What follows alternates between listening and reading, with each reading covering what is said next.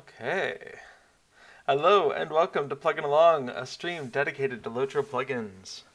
Last time on Plugin Along, we returned to TitanBar, but we reached a point where I was getting an error caused by, pretty sure, my misunderstanding of how Lua works, especially when you have files in different folders and event dispatching. So today we're going to clear the palette. We're going to take a look at birding in Lord of the Rings Online. We're going to look at Vinny's birding plugin and see if maybe we can modify that to add a pet feature or two of mine instead of trying to create something from scratch. So as always, feel free to jump into chat with your thoughts and questions about LOTRO plugins in specific or just LOTRO in general. All is good. And in the meantime, let me go ahead and share my desktop. Okay. Now we did have a couple of things in chat already at the tail end of Little Red Head's stream. Let's see. Zixa in chat says, do you get cool rewards after finishing the bird collections? So that kind of depends on your opinion on what is cool or not. And that's a subjective thing I can't really help you with. But I can tell you some of the things that you can get from completing birding deeds. So if you complete a regional deed, and right now birding is just in Eriador, so each of the regions that you'll find in Eriador, if you go to the Eriador tab of your deed log, you'll see Breland, Shire, Eredlune, all the way up to Dunland, including Enevaith and Arachian. So that is what Eriador consists of, and that's the regions that you're going to find available to you in birding at the moment. So each of those regions, and you know what, let me go ahead and install a plugin here. Oops, not that one. Let's go to the LOTRO Plugin Compendium, and we're going to go ahead and add the Deed Tracker plugin. Awesome. And remember, when you've added or removed a plugin while LOTRO is running, make sure you hit this green arrow in your plugin manager or /plugins space refresh, and we'll go ahead and load up Deed Tracker. Great. So under hobbies, under birding, so in general, we have categories for each place in Eriador. So we have all the birds of Breland, all the birds of the Shire, all the birds of Eredlune, and so on. Birds have rarity, and this is in parity with rarity of weapons or armor or whatnot. So your common birds are white colored when you catch them in the chat message. Your uncommon ones are yellow. Your rare are purple, I think. And the rarest is cyan, I want to say. I rarely see those, so I'll have to double check on that.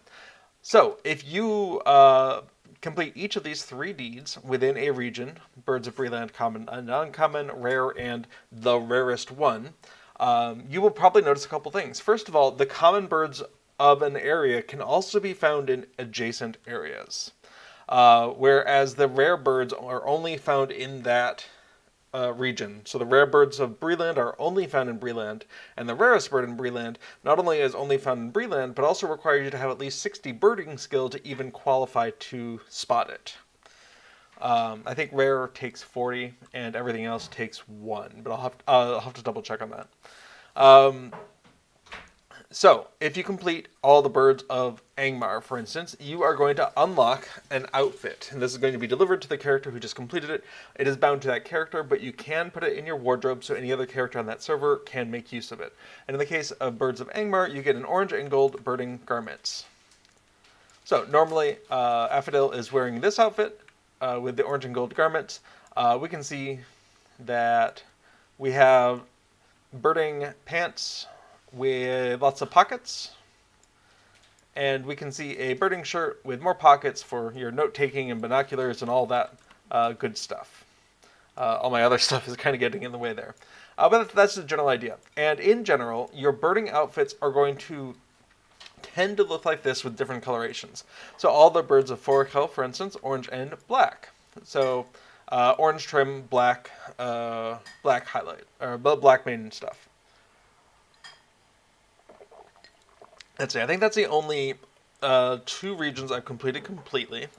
When you complete one of just the normal deeds, Birds of Angmar Rare, for instance, that is just going to be completing the deed. Rarest Bird in Angmar, that's just completing the deed. The reward comes from completing the wrapper for a region. However, there's also a wrapper for doing the rarest birds in Eriador. And that is, if you complete all of those, the rarest bird of X, those are all prerequisites of a different deed, the rarest of birds in Eriador, and that does give you the title, the All Feather. Let's take a look at that.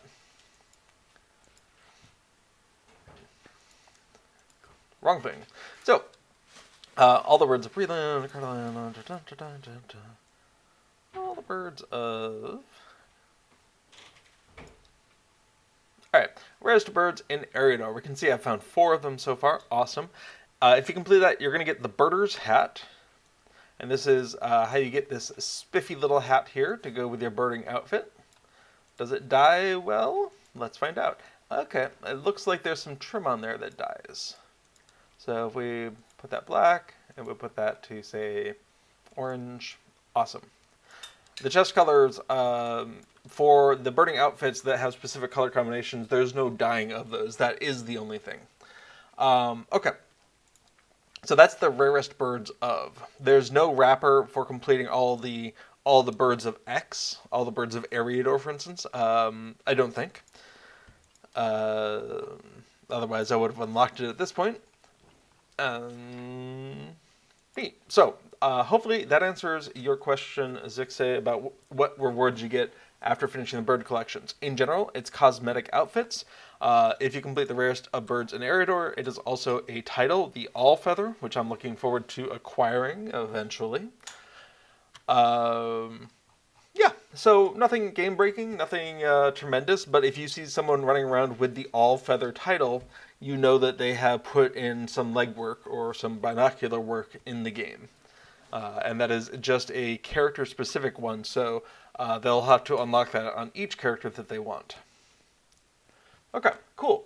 Great, thanks for asking.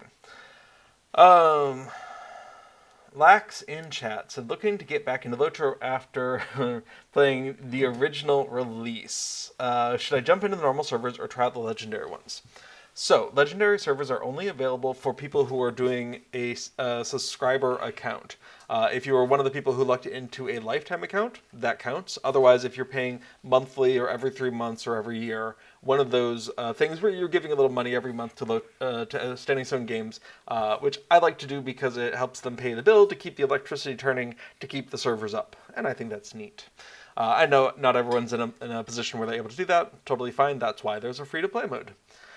So legendary servers are only available to people who are in that subscription category, though. So if you aren't interested in paying money at the moment, maybe you will be later, but you just want to try it out first, then legendary servers are not on the table.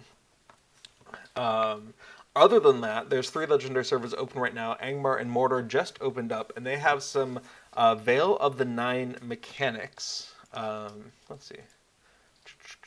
This is a Veil of the Nine server, sure. Veil of the Nine. So, for Veil of the Nine, there's a couple things going on. There is the Amelia Studies faction in Estelden, and as you defeat wraiths that spawn randomly as you're adventuring, you'll be recovering tattered robes that you can take to Amelia Studies in exchange for cool stuff. I'm not sure what, I haven't done it yet, but I know that they're there.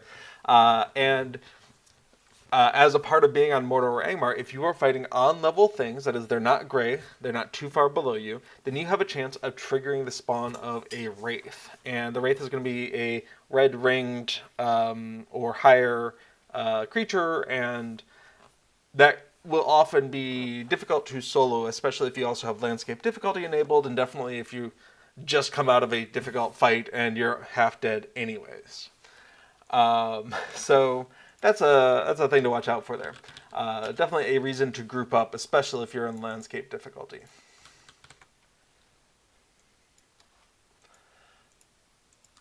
So, Amelia Studies is a new faction for Veil of the Nine servers, Angmar and Mordor, and also there's always a chance that one of the wraiths will stalk the land. They'll come out, one of the actual ring wraiths. And so there's also deeds to defeat each of them in turn. I think right now only the first 2 are active and can be encountered, the Grim Southern and the Forsaken Reaver. And if you participate in a fight that defeats them, you unlock a account-wide title. So for instance, Affidel right now is Dawn of the South for having participated on another server the defeat of the Grim Southron, titled Dawn of the South. So that is a thing to look out for. It's a server-wide battle and generally a difficult battle. There are some rings that can spawn, and people can bring those rings into the fight to help with the fight. Without those rings to break the defenses of the ring wraiths, it's going to be incredibly difficult to beat them. Otherwise, it'll just be reasonably difficult to beat them. They have a mechanic where they'll start teleporting players away from the fight.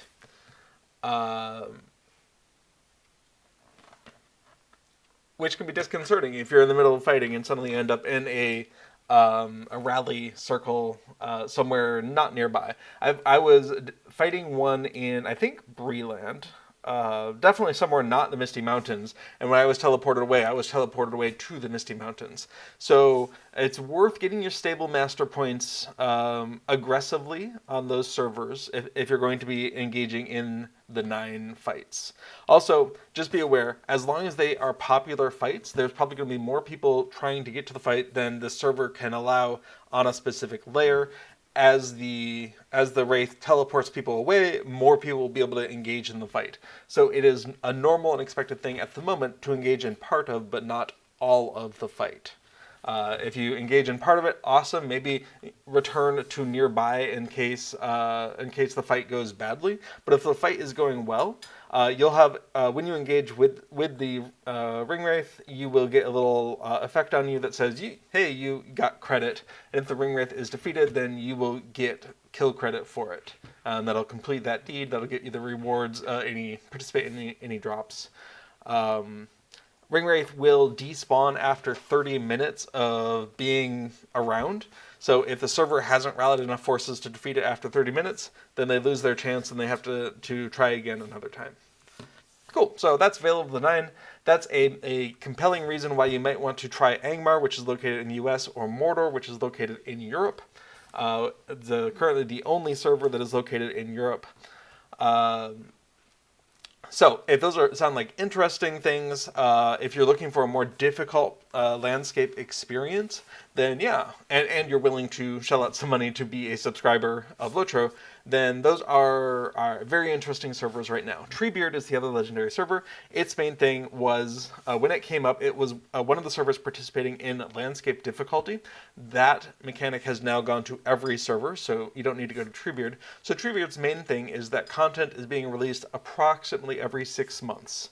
And so we had a content release in June, we'll have another one in December, another one next June.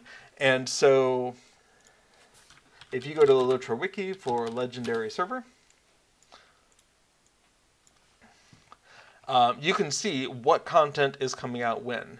We are right now on Treebeard exploring Western, Central, and Eastern Gondor plus the Siege of Minas Tirith, which gives us also Osgiliath, I believe.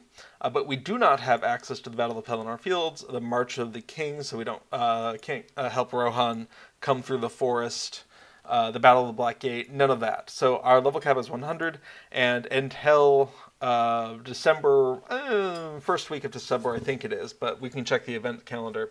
That's all that is currently unlocked. And then the next one comes, and we'll have access to all of that, but not to Mordor. And then for another 6 months, we'll have access to Mordor, but not to Erebor, and so on. So that's one of the main things about legendary servers, is that they have that periodic release of extra content. So right now, only Shadows of Angmar stuff is available over on Angmar and Mordor servers.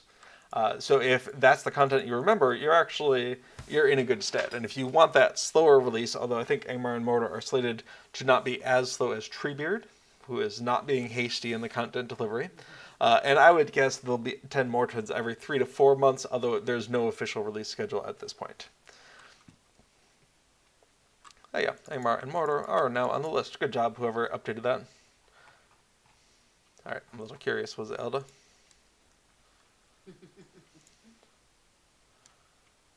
Egg Arthur added Angmar and Mordor to tables. Oh, that was Stargazer. Awesome. Well, thanks, Stargazer. Okay, so barring that, there are some servers, if you're not doing a legendary server, there are some servers that are tended towards an American audience, some towards a European audience, some, at least one towards an oceanic audience. So depending on where you live, you may find some of them are better than others for you. And if you're still around in chat or pop by later, go ahead and, tell us where you're at and what you're looking for, and we might have better advice for you. If one of those legendary servers has already grabbed your attention, totally fine. Okay.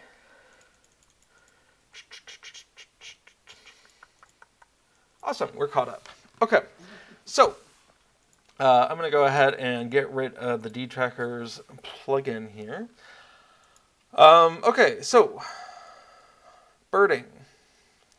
Oh, Maxim is still in chat. Awesome. Excellent. Thanks for the information. We'll see what I do.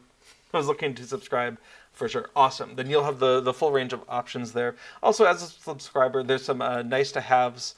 Unlocking swift travel between stable master points for any character you log in while you're a subscriber is great.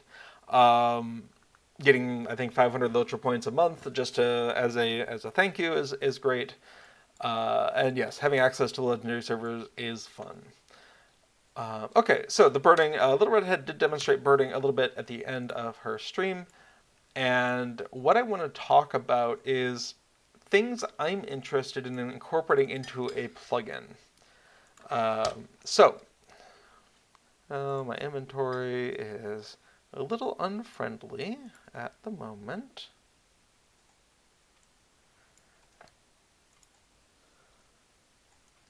Cool. Okay. So, birding. When you start it up, I would love to have a timer that shows the general how long will birding last if it doesn't end early. Like if I just press birding and walk away, how long is birding? I would like an on-screen timer. And here I'm thinking kind of like the timer we used in the Festival Buddy 2 plugin for Hobnanigans, where it just counts down from, maybe it's a 30-second thing. Maybe it's less, maybe it's more. I'm guessing it's around 30 seconds. But I also think maybe it gets shortened if you successfully activate the bird. I'd also like to track how many times I have successfully activated the birding skill while doing this. And that's when those white feathers appear if you activate the birding skill within a certain amount of time. Then you'll get a little symbol above your head, green, that shows you did it. Yay. And that's the little foof that goes above my head. I would like to know how many times during a birding call I have pressed this button. I don't think there's any way to know that you did it successfully, but if we assume that you are paying attention, then you are probably doing it successfully. So I would like to not have to remember in my head, was that 1, 2, or 3 times? I would just like the plugin to record that for me, because if that was the 3rd time, that is the best. That's as much as I can do, and I can safely ignore the birding skill until the birding is done, and then I can start it up again. Whereas if that was number 1 or 2, and yeah, of course, if we're just starting out with our birding right here, it's not a big deal to remember this. But by the time you spend an hour or 2 birding, it starts to kind of blur together, and it's very much I can't remember if that was the 2nd or 3rd time that I activated the follow-up skill. So I would love a plugin to track that for me. Now, we can tell a plugin what skill is tied to this. Like, for instance, I think there's a way to tell a plugin, hey, the next thing that I touch, that's my birding skill. Then we can press, in this case, it's the 1, and the plugin can be like, okay, I know whenever I see that, that's birding. But it might be nice if the plugin also made sure you had a basic birding kit equipped, because if you don't, that's not worth doing anything else. What else? Oh yeah, so we have a timer, or I would like to have a timer that shows me the maximum amount of time. I'd like to use that to get a sense of if we're successfully activating the skill, does that reduce the birding time by a predictable chunk? Is it like -5 seconds, or does it seem kind of random? Little Redhead responds to Lax in chat. I'd recommend Angmar, US North American, or Mordor EU for you then. It's still an early game with lots of folks.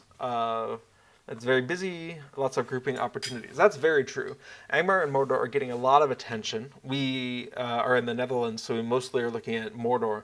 But it has absorbed interested people probably from a lot of different servers. And you notice that here on Treebeard, where the population is a little bit lower, and you can expect that some of those people are looking at those new mechanics over on Angmar and Mordor.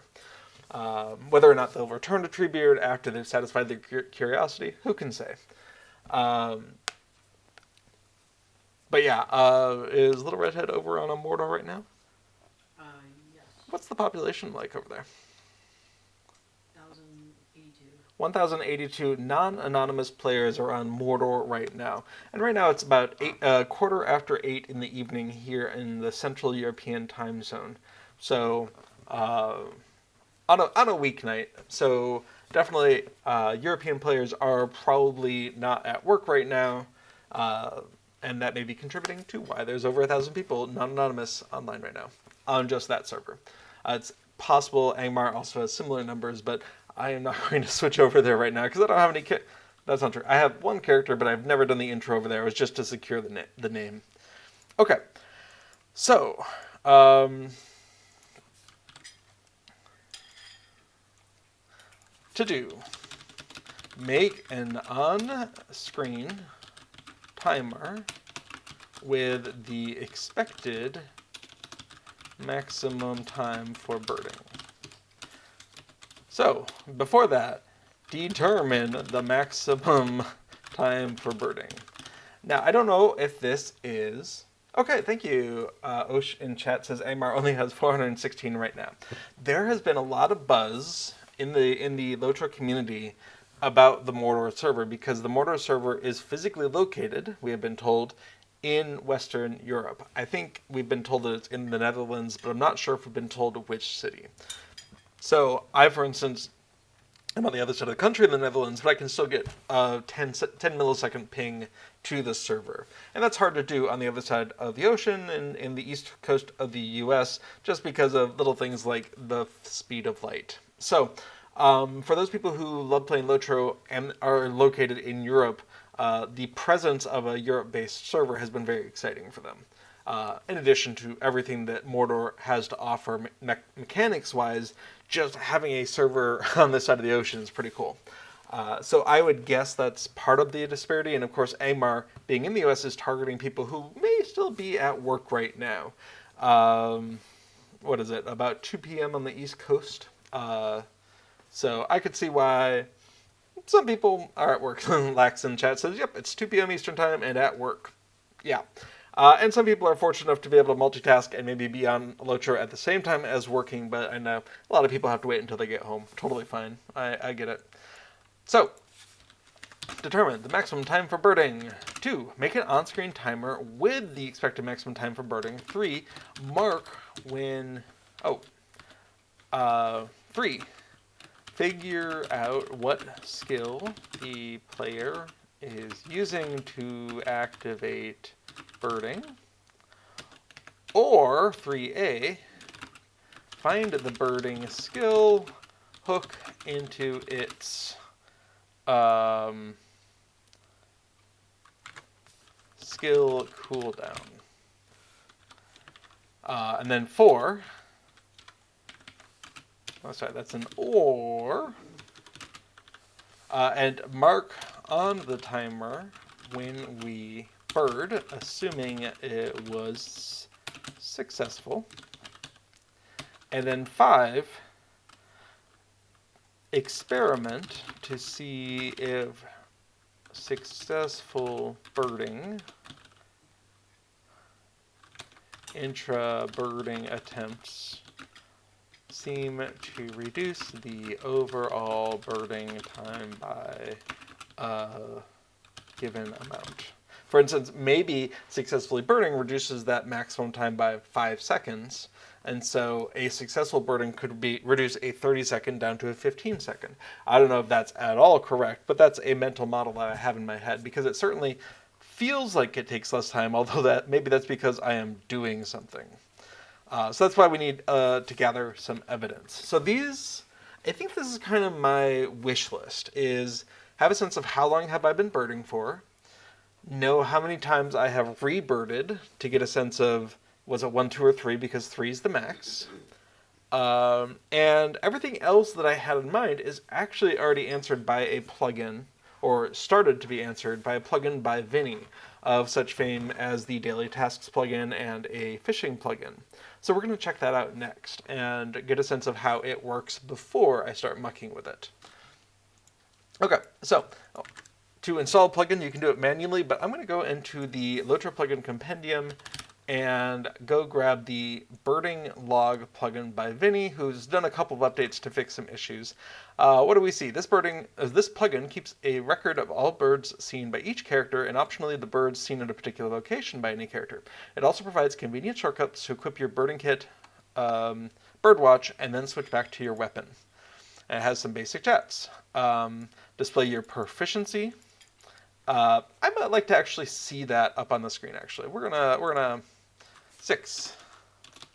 Show birding proficiency on the UI, so I don't have to look on my character screen / hobby screen. Oops.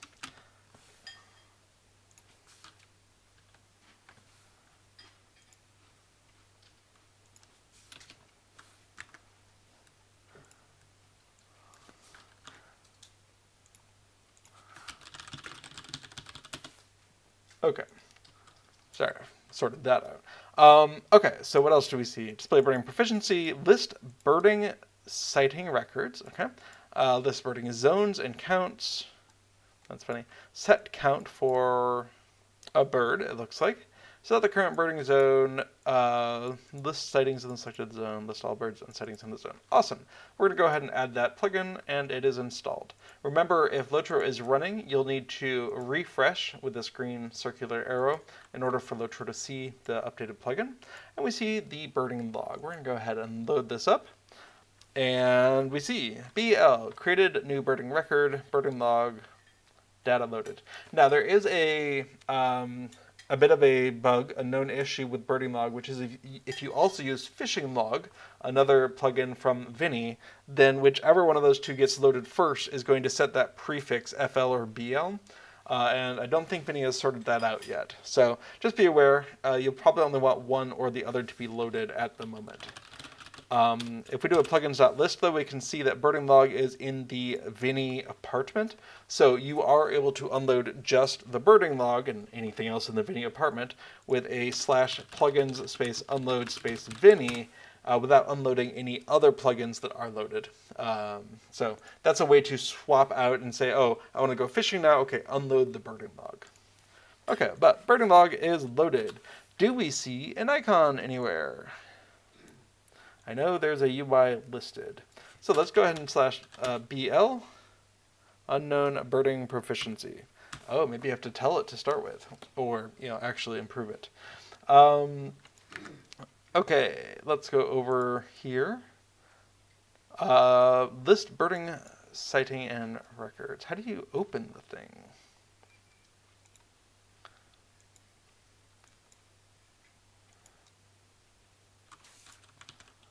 That's not the window I wanted that in. Oh, here it is. Great. So there is a window, birding log, birding window. Oh, just BLW. Fantastic. /BLW. There we go. Birding. So we can see the birding kit. Drag item here to make a shortcut. Sure. Spot bird, that's the skill. And the weapon that you want to swap back, and the shield. So if I want to go ahead and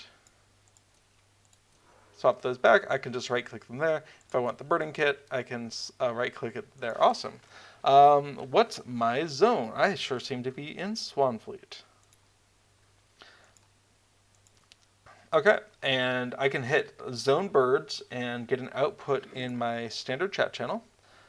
Birds to see in Swanfleet. I can list zones. Birds found by zone. Birds seen, total 0. And personal totals, total 0. Okay, so let's go ahead and get a bird so we can see this in action.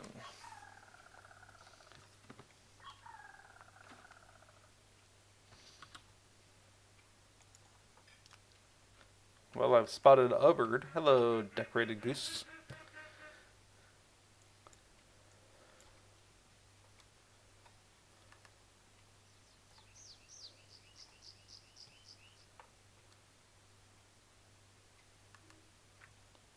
Okay, so saw a new type of bird found, saw a silver stork, count equals 1.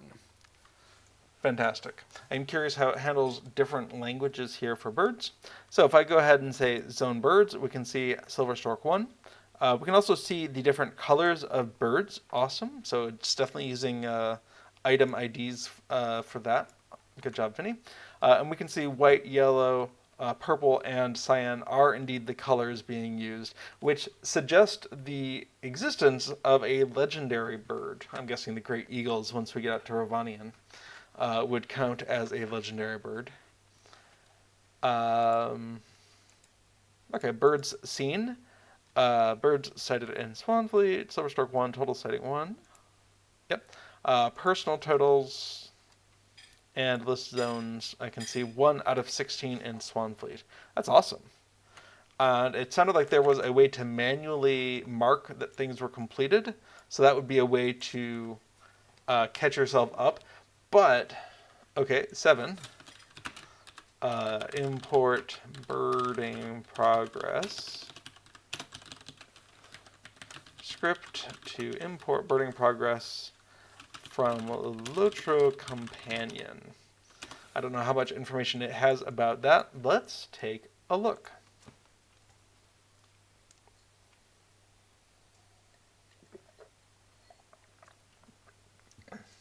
Okay.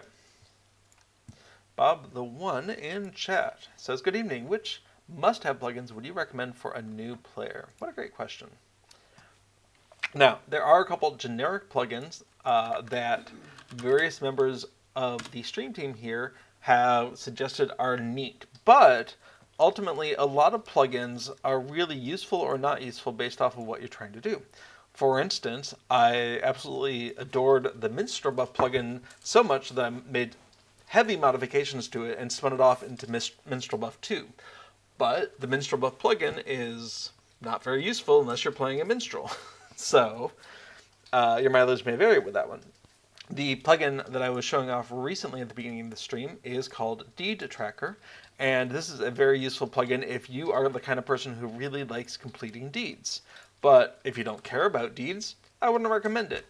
The Deed Tracker plugin shows them in a hierarchical order instead of just alphabetically in your deed log. It'll show deeds that are hidden, that don't show up even once you've started them. And it will show you things like how many LOTRO points and virtue experience you can get by completing deeds.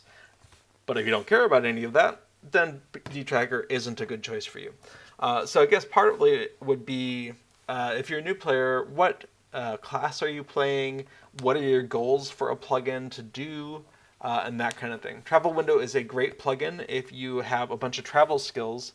But I do find as I go on, I will often just do a search in my skills window for one of my travel skills. So for instance, we have milestone skills, we have travel skills.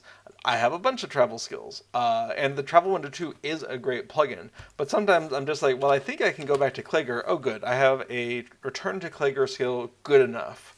Or, okay, I think I can go to Dol Amroth. I can. I have a milestone skill. Awesome. Good enough. And so for the first 50 or so levels, Travel Window I found very useful just as a list of icons because I knew all the icons. But as I go on, the icons, I'm losing the ability to distinguish which ones are which. And so there are other modes that Travel Window has, including a textual list. But your mileage may vary on that. Oh, Little Redhead was going to message Lizardon, it looks like, and is having trouble with whispers. Lizardon, maybe give Little Redhead a whisper in... No, don't. I can't reply. Oh, Little Redhead can't reply to the whispers. So... Yeah. If you have a Discord server in common, try that. Or are they on an... All right, well, just be aware. Okay, so what else do we have? So Bob the One, what are some plugins that I absolutely adore? What a great question. I am going to unload this plugin for a moment so I can restore my normal list of plugins long enough to answer that question. Normally I move them out of the way during a stream. Okay. If you are a kind of player who plays with a lot of different alts and you kind of lose track of which alts have what, alt inventory or I think Kiki inventory is another one, are great ways that will kind of scrape your inventory when you log into a character if you load up the plugin, and then later on will tell you, hey, here's if you're looking for a thing, here's the characters who have that thing. So if you play with a bunch of different alts, alt inventory is great. If you don't, I wouldn't worry about it. Auras is a plugin targeted towards later gameplay, I think. I don't have much experience with it, but EXO was developing stuff, and I was curious about it. We're looking at Birding Vlog right now. Buff Monitor. I really love Buff Monitor for what it does. And for me, what it does is not going to be easy to show here because my plugin data is set wrong. So a lot of people love buff bars, and it was a little bit much for me. But what Buff Monitor does is I can set up some monitors that say, hey, tell me about cooked food, tell me about trail food, tell me about fortifying food. And Buff Monitor will just say, hey, for those things, here's how long you have left out of its maximum time. I can say, hey, tell me about Hope, tell me about Battle Lore, tell me about Warden Lore. And I find that really useful as a targeted way to say, these are effects that I care about, and it's just how long is left from out of the maximum time for these things. And if I look over there and any of the bars are empty, I know it's time for me to make that happen again. And it's got a lot of flexibility. You can have multiple different windows with different things in them. So Buff Monitor for me hit what I was looking for a little bit more than buff bars, but a lot of people love buff bars. If you care about your performance in combat analysis or something like that could be useful, but LOTRO does have limited insight into what other people are doing in combat. Your combat log is all about what you have done, what is being done to you, but in general it doesn't tell you what other people are doing to other targets. So in order to really know how your combat is comparing to other people in your raid, you might need everyone who cares might have to be running their own combat analysis. All right. Deep Tracker already mentioned. Epic Battles plugin I think is really an interesting idea. If you're doing any epic battles in the game, give it a try, see if you like the information that it's providing. Epic battles have enough of a randomness with how long a particular part of the fight takes that you have to be aware going in that the Epic Battle plugin is giving is more like guidelines than rules, right? If it says there's about 8 minutes left, it might be 6 minutes, it might be 10 minutes. Just be aware that those are averages and don't take it as a hard rule that, this phase will absolutely end in 2 minutes. Because that's just not how Epic Battles works, and the plugin does what it can. Festival Buddy 2. If you like festivals, this is a plugin that will hopefully help you out, giving you advice for quests, giving you possible maps, giving you... For instance, we are coming up on the Harvest Festival. So if you are a person who might like a map for the haunted burrow, or if you want a map for the mazes, it'll, for instance, say, hey, what's the maze look like today? Maybe it looks like this. And it's like, cool, then this is the way to get through the challenging week or cheat of the week today, and it knows that tomorrow it'll be different. So if you're into festivals, awesome. If you're not, that one's not going to be for you. Foul map. If you like chicken session play, and I adore it, then this one's great. It's based off of the roving threat map, and it's just super nifty. But if you don't do chicken session play, don't grab it. 100 Deadly Decoy. If you are playing a yellow line style hunter with a decoy that can explode, then you might find this useful. Otherwise, yeah, no. Again, the Hunter Focus, that's for hunters. Hitbolt Assistant is a neat way to visualize your progress through the rebuilding of Hitbolt, which is a level 95 activity. Maybe don't install that one if you're level 1. And so on. Mini Raid I love as an alternate way to visualize the health of your party members. Let's see, where is it? I know it comes with...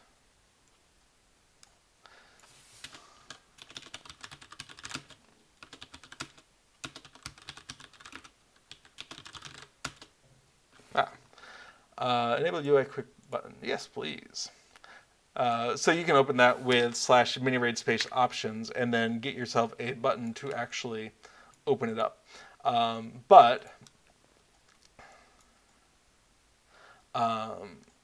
It gives you a alternate way of seeing the health and power bars of people in your party, such like this. There are some plugin API restrictions on seeing effects on different party members, but it does a pretty good job for what it is. And if you just want a heads-up view of the health of your fellowship members, raid members, I think it's a much more compact way of seeing it than the standard view. And you can even disable your standard view of doing it. I think none of this is happening because I'm not actually in a fellowship, but hopefully you get the idea. Minstrel buff, I already mentioned it. It's great if you happen to be playing a minstrel, and so on. More map is a great way to have alternate maps and be able to annotate your maps, drop a flag on it and say, this is important. Whereas your normal maps, you can't interact with them too much. Opaque Quest Tracker, this is just a quality of life thing. If you are tracking quests and you find that it's difficult to read, you could just load a plugin to make that area darker. I really like Prime Bags, but it does take a little tweaking to get it to work the way I want it to.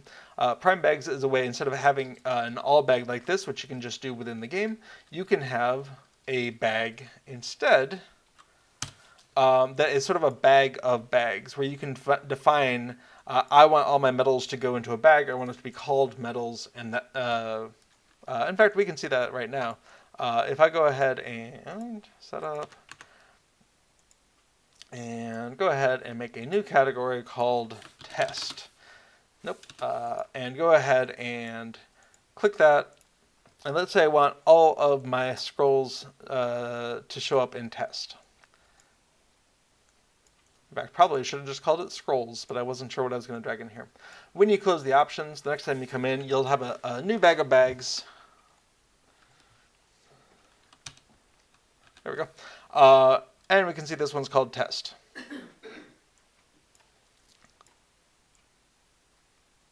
Let's go ahead and sort it like that. Cool. So this is Prime Bags. Our bag labeled test is now contains the things we said we want to show up in this bag. So if you're a person who wants a lot more control over how things look in your bag, then this might be for you. I find it very useful because there's sort of a loadout that I have for my main character that I always have, and I don't really want to care about it compared to everything else that I've collected on my travels. Things like food, things like scrolls. And so it's very often for me to just make a category called, I'll normally call it base. Base. You might call it lit out, you might call it whatever. I might say, okay, hope tokens, scrolls, yep. My food, my other food here, my legendary item stuff. I want those to show up there. Where's my shield? I know my shield's around here somewhere. Out there it is. And I might declare something called base. And whenever you close the options for Prime Bags, and this is part of the Prime collection, I think. Let's see. Prime. Yeah, you'll find it under Prime Plugin, for instance. And so now we have a base thing, and I just visually ignore whatever is in base, because I know if it's in base, I want it in my inventory, and I don't want to think about it. And so I tend to define bag within bags in prime bags that match my shared storage structure, which is kind of my dump everything here after a session, and every couple of sessions kind of sort things out more. So I have a bag in my shared storage for metals and crits. So anything that is metallic or a crit item for crafting in general just gets tossed in here. And so I'll have a prime bag, a bag within a bag, that is called metal/crit, and might even be called 5.metal.crit, so it matches, it's the 5th tab in shared storage. And the downside is you have to kind of define what goes into these bag of bags. So anytime I encounter a new metal, I just go into the options and toss it in there. But then I'll just have a bag that's metal crit, and when I'm done with my session play, when I'm done with the playing that I'm doing that session, I will go ahead and just drag everything from metal/crit into the metal/crit bucket in shared storage. And when that bag within a bag is done, then I must have gotten everything in there that needs to go there, and so on.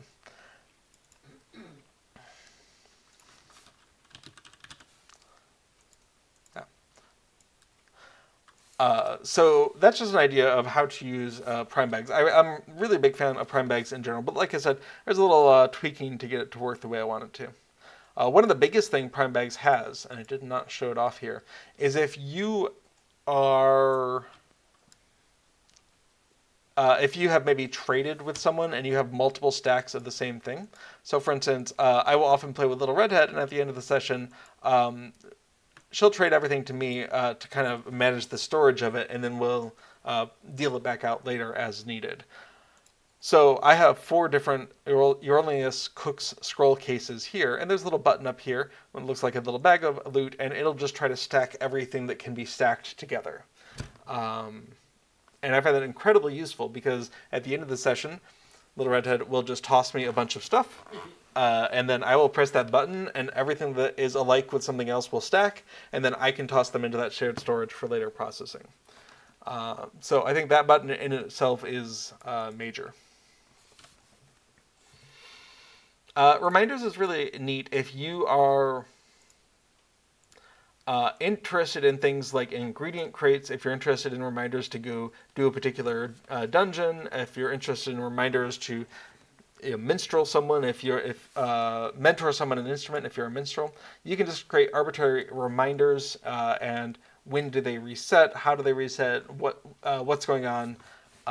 It's got a lot of functionality in there, and so it's just an in-game way to remember to do a thing on a regular basis. TitanBar. TitanBar I'm working on when I'm not working on birding today. And it's... I'm in the middle of making it work, so it's broken right now. It's a bar that sits at the top of your screen that will show you different pieces of information depending on how you configure it. Travel window 2, already mentioned, is a great way to collect all your travel skills together in one window. Yeah. Everything else that I have sort of glossed over are some of those more situational ones. Like Waypoint is great if you're trying to find a specific thing. But if you're not trying to find a specific thing, or you want to come across it more organically and you don't want a big old arrow pointing your way, then it may not work for you. We're here down in Glen Helig, and if I wanted to know how to get to Karis Galebrin, that's 53.9, 20.6. Okay. So away, target, 53.9 south. 20.6 west. So I tell Waypoint to put an arrow on the screen. When I click it, it says I'm 2,000 meters away, and it is approximately in that direction. Fantastic. And we can see that that is correct. The heading on that is correct. 2,000 meters sounds about right. So if I was to run straight in that direction, I would die because this is Glen Helig and I would fall to my death. But besides that, it's in general in that direction. But downside, in order to do that, Waypoint is listening for the output of the /loc command, which is a command you can give to the client at any point that says, where am I? And the client spits out, you are on this server, this location, this XYZ coordinate, and it is currently this time. And so Waypoint can listen for that and say, okay, based on that, I know where you are, I know where you're trying to get to, I know how far away, I know what direction it is in. But it does not continue to get that information. So if you're actively using Waypoint, it kind of encourages you to split your standard channel off into a new tab like this, so that your general tab, that you might be in all the time, doesn't just get spammed, absolutely spammed with /LOC messages like this, if you want that arrow. To represent how the arrow does not update as you're running, the arrow will go into this "please update me" state. So as I'm moving around, if I'm clicking the /LOC alias here, it'll update the arrow, but it's only because I'm clicking madly with my mouse button at the moment. Otherwise, it does not update as you are moving around. So, I love Waypoint, I love what it does, but just be aware it can be a little rough to work with. Okay, we're going to go ahead and come on in to Treebeard Affodil and see if we have some hobbies. Birding! Awesome.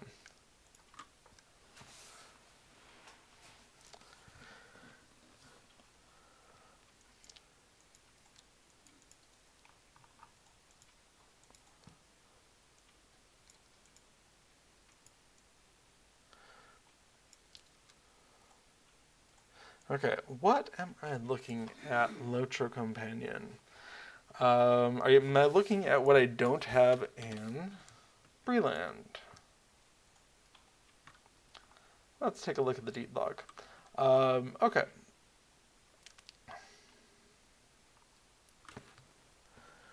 Why? Leopard's Breland, I need rare and the rarest. Okay. Birds of... Have I not started them? I might not have even started them. Interesting.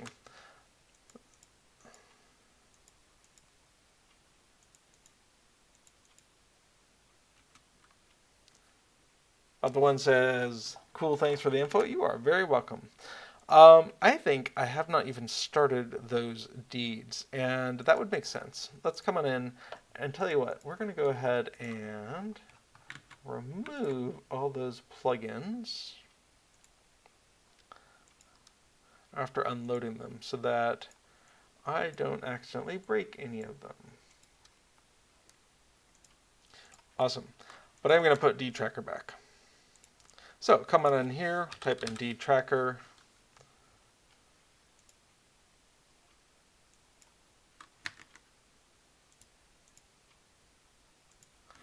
And add that in. Fantastic.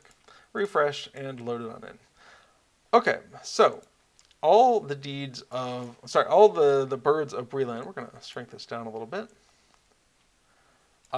We can expect, let's go ahead and use the experimental tooltips. All right, that's all the common ones. Rare and rarest are these. Is that what LOTRO Companion is showing me?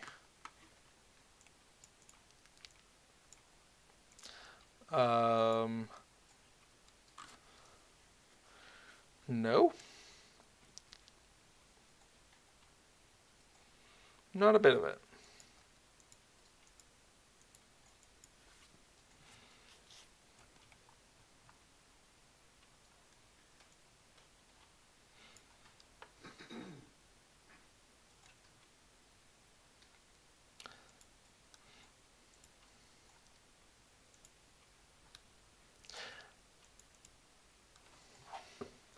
I don't know what LOTRO Companion is showing me, and that's okay. It may not have the information I'm looking for. So, that'll be something to keep an eye out for. Baba one says, it's safe to download stuff from LOTRO interface, right? Okay. Excellent question, thank you.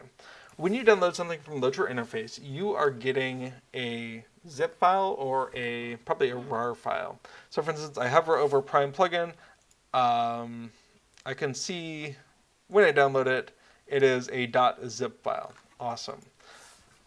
The zip files that are uploaded to LOTRO to LOTRO interface, they say that they are going to review it, possibly manually, possibly with tools.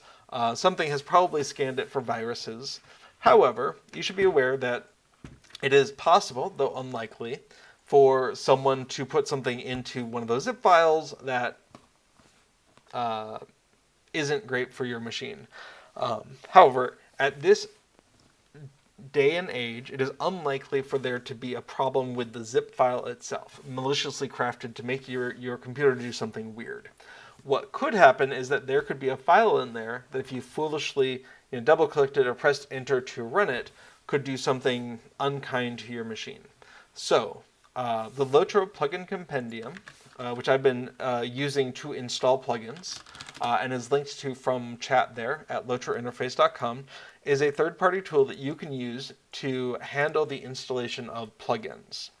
If you don't do that, or don't want to do that, the way you do it, Festival Buddy, come over to a plugin that you're interested in, download it, and then you are going to get a file into your download directory. Downloads.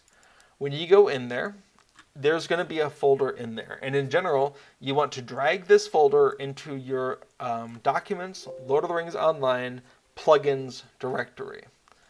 And that's it. That is installation. Lord of the Rings Online is going to look at basically a manifest in there to figure out what Lua file it should load. And it will start with that. And it will either work and everything gets loaded, or it doesn't. But the version of Lua that is contained within Lord of the Rings Online is a sandboxed version of Lua that doesn't have all of the capabilities of a normal Lua 5.1 engine. Your plugins can't go and contact arbitrary websites, can't look at random files on your computer. The plugin system is constrained so that you can only do what LOTRO allows you to do. You can read and write save files within the LOTRO world according to what server and character you're on, an account. And you can load other plugin files, and you can load like image files that are stored within your plugin directory. But you can't look at arbitrary files on the system. You can't send email. You can't do any of that. So if you manually download a file from LOTRO interface, you should treat it cautiously, just like any other place that you download stuff. Don't go poking at random files. Let LOTRO be the arbiter of what is good and what is not. And that is generally a pretty safe way to interact with LOTRO interface. That being said, I've never had a problem downloading anything from LOTRO interface, but I also don't go randomly poking at files unless I have a good idea of what I'm doing and why. So for instance, if you look at the deed tracker plugin, it has something, Lord of the Rings Online, plugins, Cube plugins, deed tracker. It has an actual, somewhat executable, it's sort of like a web page that comes with it called Import Deed Completion from LOTRO Companion. This is a thing that, assuming you trust it, you would run outside of LOTRO. But it is possible for something like this to do more mischievous / malicious things than what this does. So you should always be careful and make sure you trust it. And if you don't need to click on a thing, don't click on a thing. In this case, this just lets you import something into DTracker. So that DTracker currently doesn't think I've completed stuff. Treebeard, Affidel, import. Awesome. Next time I restart DTracker, it's going to realize, oh, you've completed a bunch of deeds that DTracker doesn't know about. Would you like me to mark off the 1,702 deeds that you've completed? Yes, I would. So that is a thing that is available if you're willing to run this this little miniature program that came with the plugin. But you don't have to do that. LOTRO will not do that on your behalf. You choose to do that or you don't choose. Bob the One says, how about this LOTRO Companion you are using? Yeah, this is, where is it? LOTRO Plugin Compendium and LOTRO Companion are two separate, unrelated, third-party programs that you can download to, if you choose to. LOTRO Plugin Compendium is all about installing plugins from lotrointerface.com. So for instance, if I wanted to install that Waypoint plugin, I could find it, I could check it, I could say add. It's already done downloading and installing it into the correct location, so it just works. And this was something I had problems with when I was first starting to use plugins with Lord of the Rings Online. I felt very uncertain about where should they be, what's the directory structure look like, because a default installation of Lord of the Rings Online does not come with a plugins folder. It supports plugins, but it doesn't like make it as easy as it could, perhaps. So knowing exactly where to put them, how the directory structure should look, I felt very hesitant about that at first. And so LOTRO Plugin Compendium just does it right. But as with any program that you download from online, you should be aware that there could, in theory, be risks with running it. In this case, I have had very good success with LOTRO Plugin Compendium, but just be aware. It's good to find out from other people how's their experience been. In my case, it's been very good. I can recommend it. To my knowledge, it has not done anything malicious to my computer. And Lunar Water, fingers crossed, has been a good steward of the community. LOTRO Companion is a program that is meant to pull information from LOTRO about your character. So, for instance, if you are curious, that's not the one I meant to click on. I have so many Affodils. Server, Treebeard, Affodil. So if you're curious about, what quests have I completed, what quests have I not completed, you could do an import and then come into your information, go to your quests and say, show me the quests that I have not completed, that are not hidden. Cool. So of the 13,500 quests that the game knows about, I have not started... I have not started or are in the middle of 5,614 of them. Neat. And I could delve into that a little bit more. So if I wanted to say Eastern Gondor, Lossenark, I know that there's 32 quests there, as opposed to Upper Lebanon. There's only 2 quests that I have not completed. The little box there says that they are underway. And we can see that instead there are 28 quests there that I have completed. So we're just at the tail end of Upper Lebanon in Eastern Gondor with my Saturday group. So this is LOTRO Companion. It's a Java-based program. The whole point of it is to sort of take a look at your character in LOTRO and pull out information so you can look at it outside of LOTRO. And again, it's a third-party program. There could be problems with it, but I have not had any problems with it.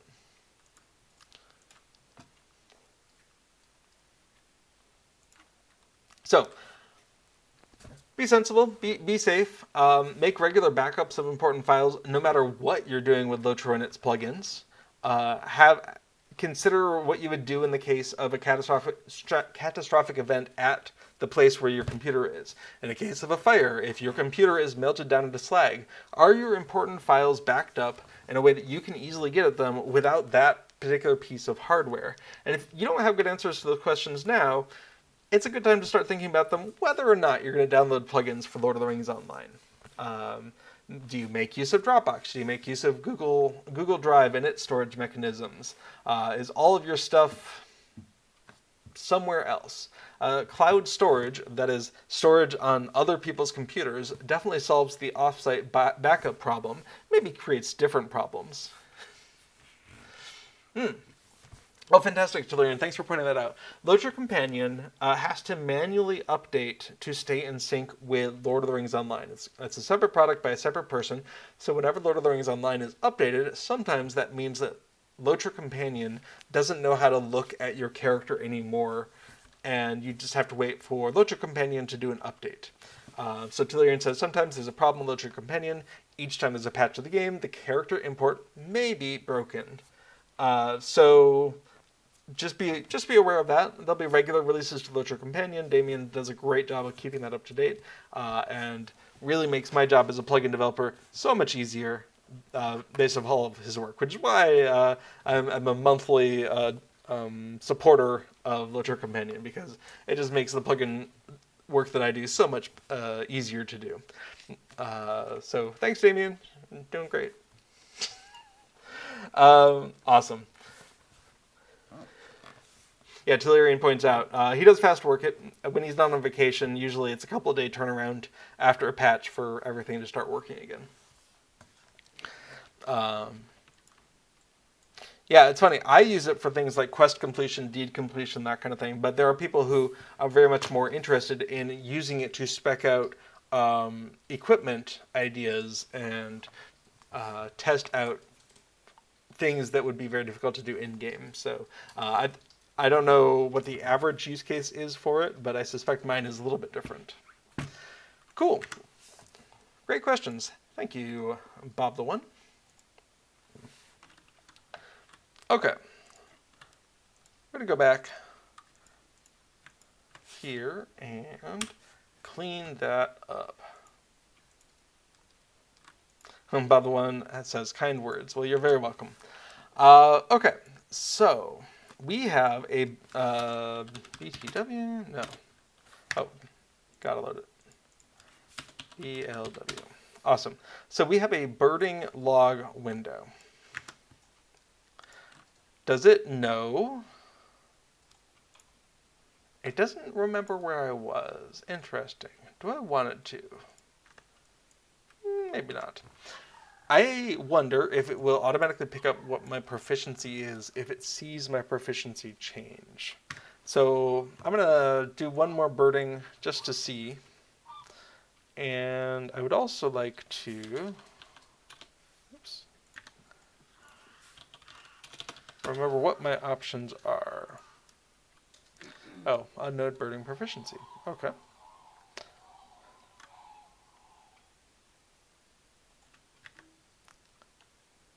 New type of bird found. Saw a Mathaithal dabchick. Cool.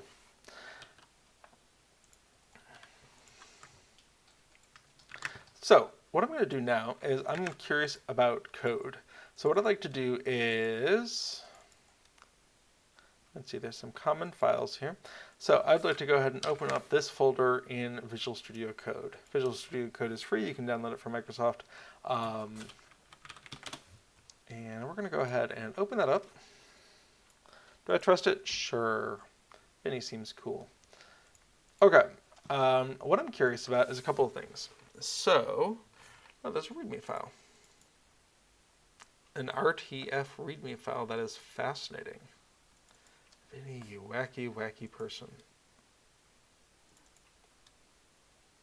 Sure.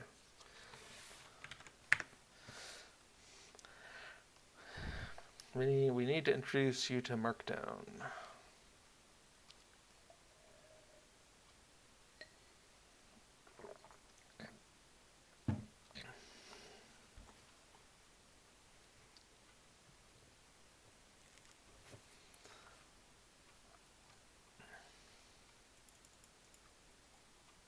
Last recorded birding proficiency and the last title earned. Okay. Set zone.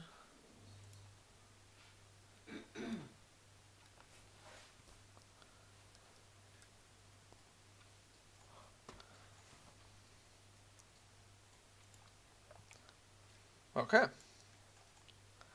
Well, still, a very nice README file.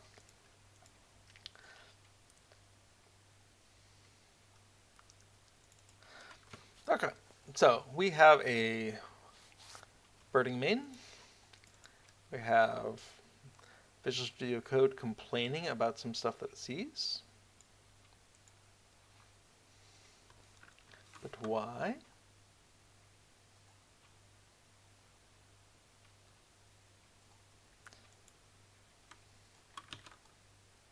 I don't think it is a circularly inherited thing.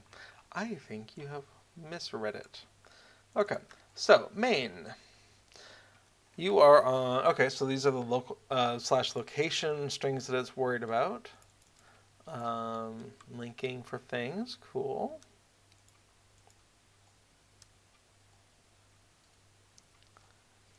The proficiency in birding has increased too. We can see these are definitely English only strings at the moment.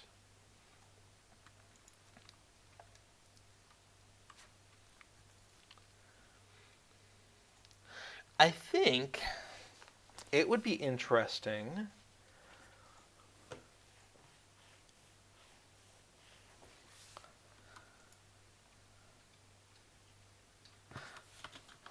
since birding happens in specific locations, provide the bounding boxes for each of the regions in question.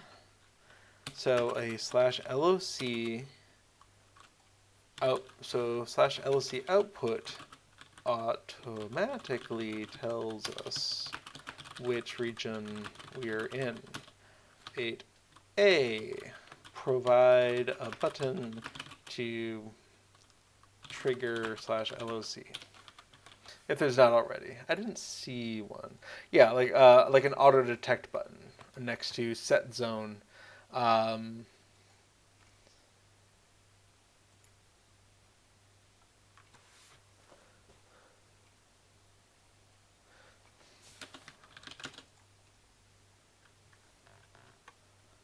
that's interesting. I'd forgotten that semicolon LOC was a thing. Ariador. Glenn Hillig. Okay, so set zone is an alias to /BLL. Okay, /BLL semicolon LOC. That's funny.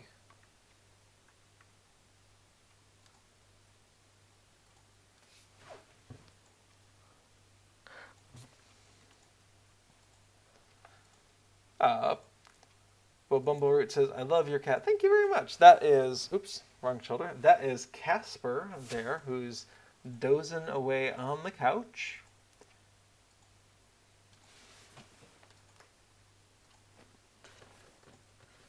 And I think he's been there for the last, 4 or 5 hours or so. He's pretty low-key this time of day.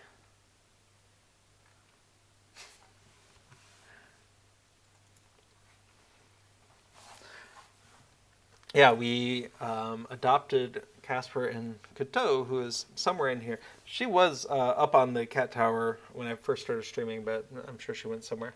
We adopted them a couple of years ago from a animal shelter, and fortunately we were able to get a lift from a friend because we don't have a car, and that animal shelter was a bit far away. The cats would not have liked being bicycled or trained back here.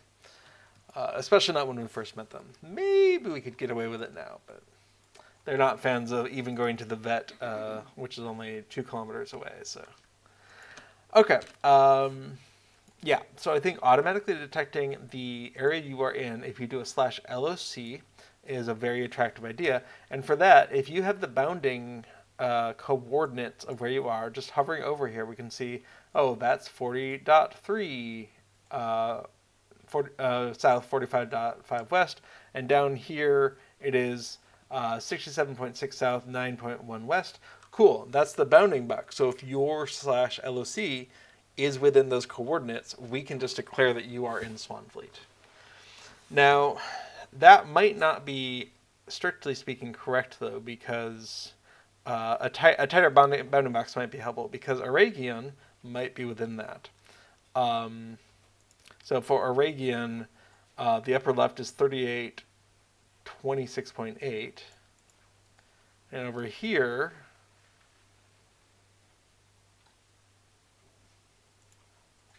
let's see, 38 south, 26 west. Fantastic. The coordinate systems are 2 different systems there. Yeah, it'd be interesting to spec them all out and see which ones overlap, because you could still just say, hey, I wasn't sure exactly where you are, can you narrow it down for those places that do overlap. That sounds like an interesting challenge just by itself. Now that gets harder as birding gets expanded to other areas, because the coordinate systems of various parts of the game are inconsistent with each other.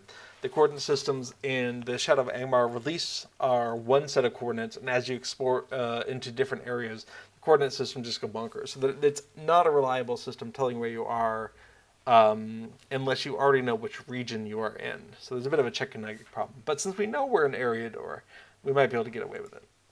Okay, so that's a thing that I'm interested in.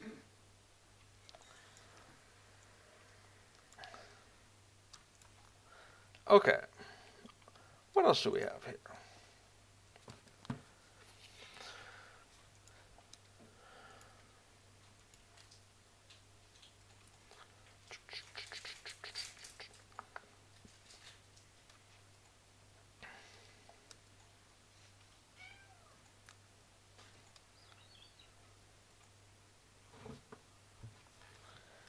Okay. Obviously, what happens when we receive a chat message is going to dictate a lot of what the game does. Or, sorry, a lot of what the plugin does.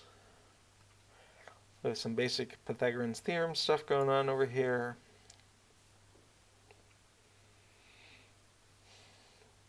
Printing a list. One thing I noticed when I was printing this list is that I would really like the birds to be in some kind of reasonable order.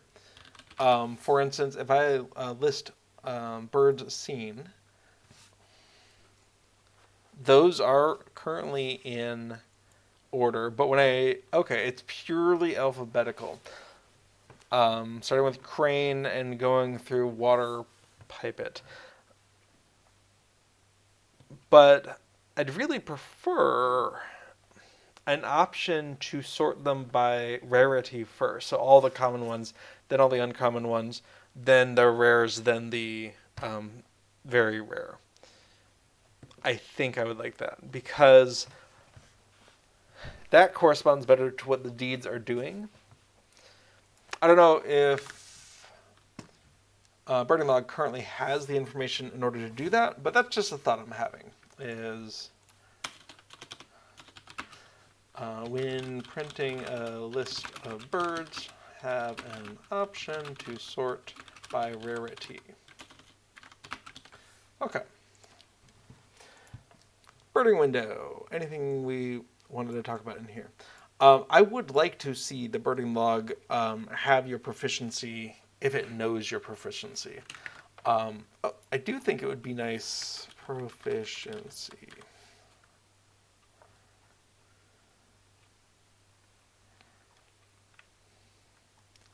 Okay, so if we know your... Oh, that's funny. I think this is... because Vinny cloned the fishing plugin for this, there's still residue of that, and I think FP is probably fishing proficiency. That's fine.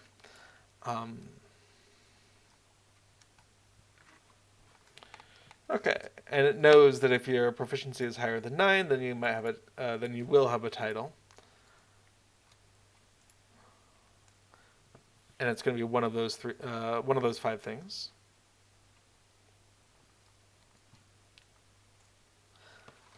Okay, so how do we get this? Let's find all references to totals.fp. Nope, just chat received. We're matching against your proficiency in birding has increased. Oh, that's awesome. That means I can do it. Maybe. Where is chat? Okay, they're not paying attention to a specific chat message, it looks like.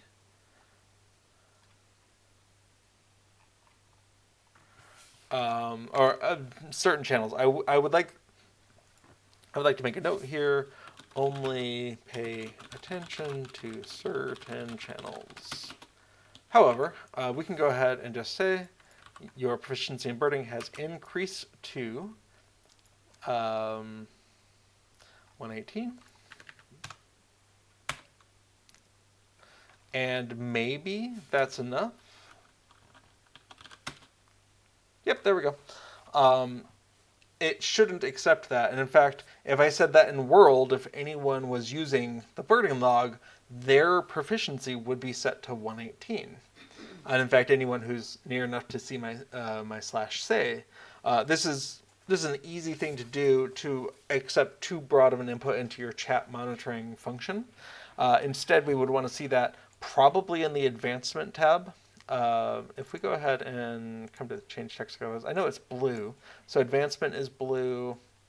Yeah, so almost certainly that's the advancement chat channel. So we should only accept your proficiency in birding has increased to 118 if it comes from advancement. That's actually a really easy chat change to make. If args dot chat type equals turbine dot chat type dot advancement, thank you. Then do that, end. So if we go ahead and unload and then reload, and come in here to just typing in chat, your proficiency in birding has increased to 120. I've gone ahead and done that in say, but if I do a /BL for bird log, we can see it still thinks that I am 118 with the title Bird Tamer. So that's an easy fix right there.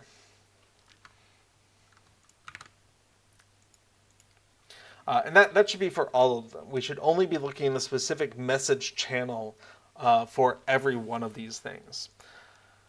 We can see here we're looking for chat type. We can see here we're looking for chat type. But here, taking the contents of the blah, I don't know we're looking for that.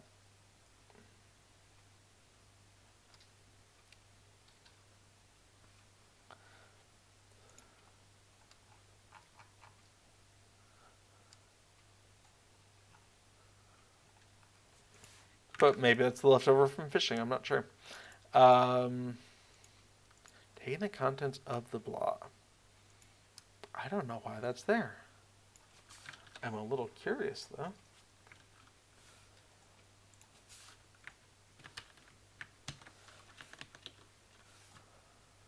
What is that?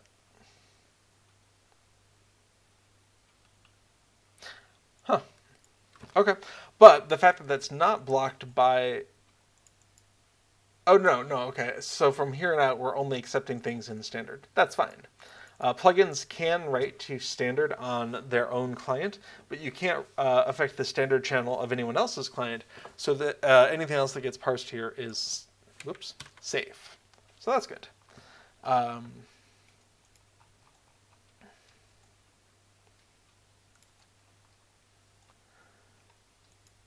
You've acquired frame, awesome. If there's an ID, new type of bird found, awesome. If we don't already know about it, great. Saw whatever, count equals that, cool. That's all amazing.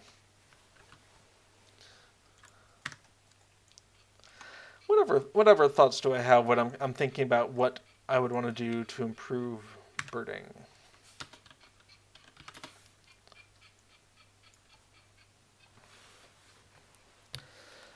I think it would be neat to have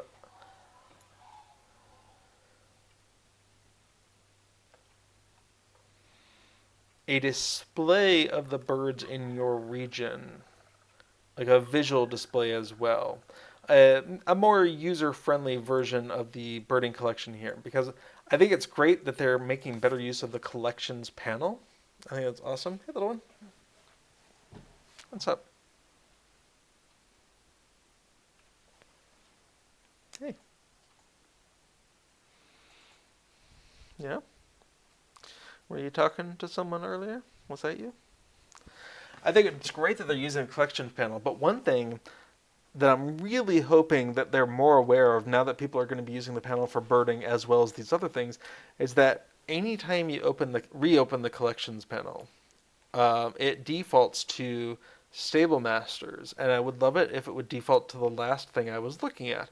If I'm looking at collections birds and I reopen my collections, I would like it to still be looking at collections birds. Or give me another toggleable button over here on the radar or something. I recognize that this is the this is the stable masters that opens up the collection. So maybe that's my bad, actually. Is there a keyboard shortcut I can use to open up the collections panel? Let's come into key mapping. Maybe that's a me thing. Collections. Shift J for me. Oops.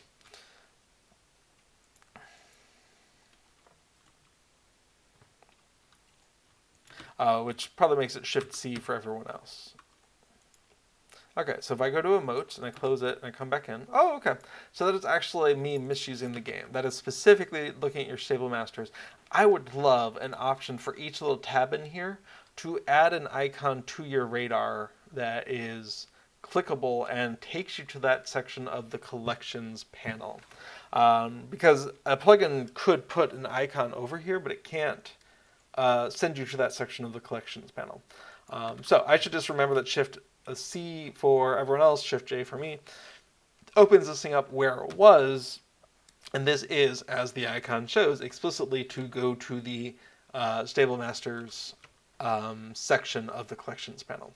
So yes, I would love the ability to add icons to the radar, even drag them around on the radar to take me to specific subsections of the Collections panel. But I'm hoping that they continue to add to things in the Collections panel. Like, I would love integration of wardrobe here. I don't think we're going to get that anytime soon, but I have ideas, man. If anyone from SSG wants to reach out. Okay, so in here, I would love a way to sort the birds by region. To say, just show me the Breeland birds that can show up in Breeland. Just show me the birds that can show up in Swanfleet. Because right now, I can show just the birds that I need, but I can't tell how many of them easily. Can't tell how many of them will come from Swanfleet, how many of them will come from Cardelon, how many come from Angmar.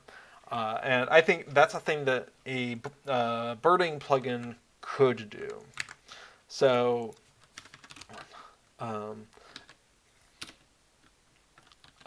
visualization improvement to birding collections panel that allows to show just the birds in a region. Okay, so that's definitely a thing that I think would be cool. What else? What else do I think of when I think of birding?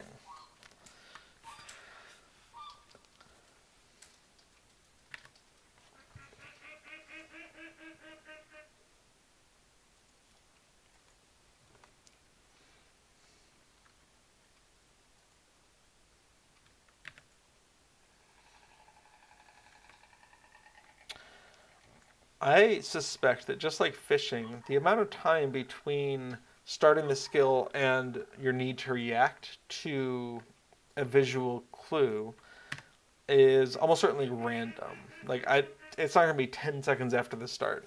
That's not my experience here. But I am curious. Like, there's definitely a minimum amount of time, it feels like, between the white wings appearing, because your skill is on reset for maybe 5 seconds here.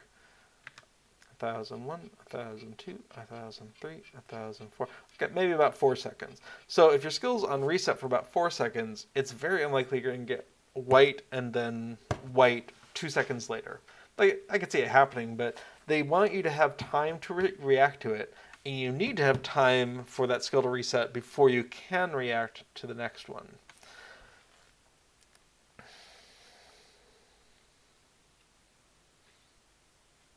So a visual indicator that it could happen now sounds neat.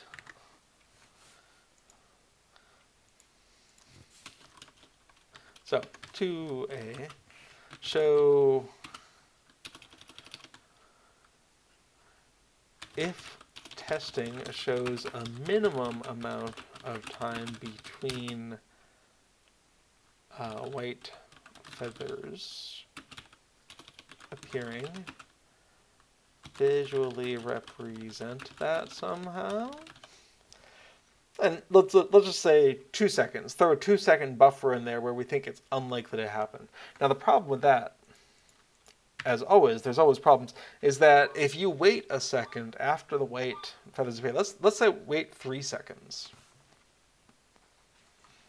1001, 1002, 1003. That was too long.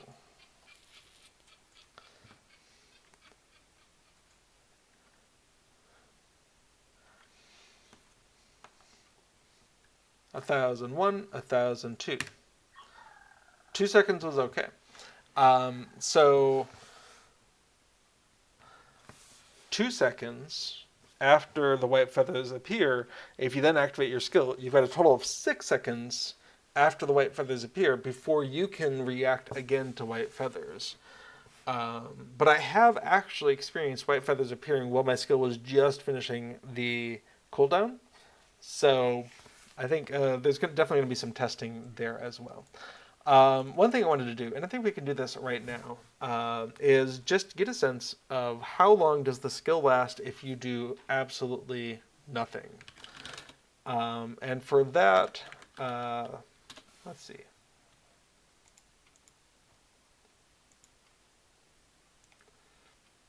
We can go ahead and use the built-in clock with Windows. I'm kind of right here. So what I'll do is I'll go ahead and activate the skill and then activate the timer. Yeah, sure.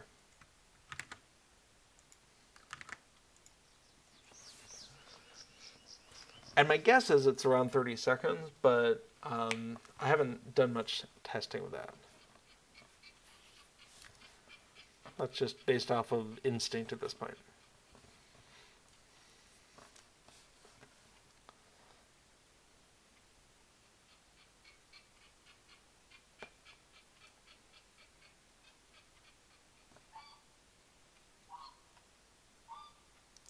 Okay, that was 30 seconds. Let's assume that it could have been a glitch. It took me about a second to make the transition over there. Something I might do for further testing would just be use the timer on my phone so I can hit both buttons at the same time. But I'm expecting then we'll see the giving up emote at 31 seconds, give or take, then, if it's consistent.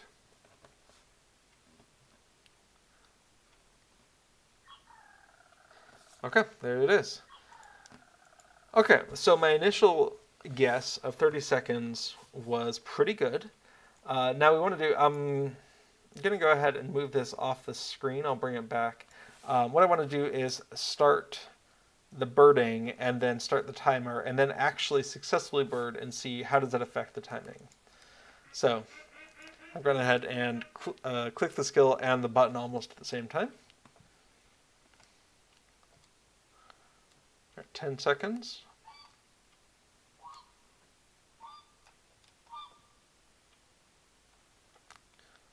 That's 18 seconds.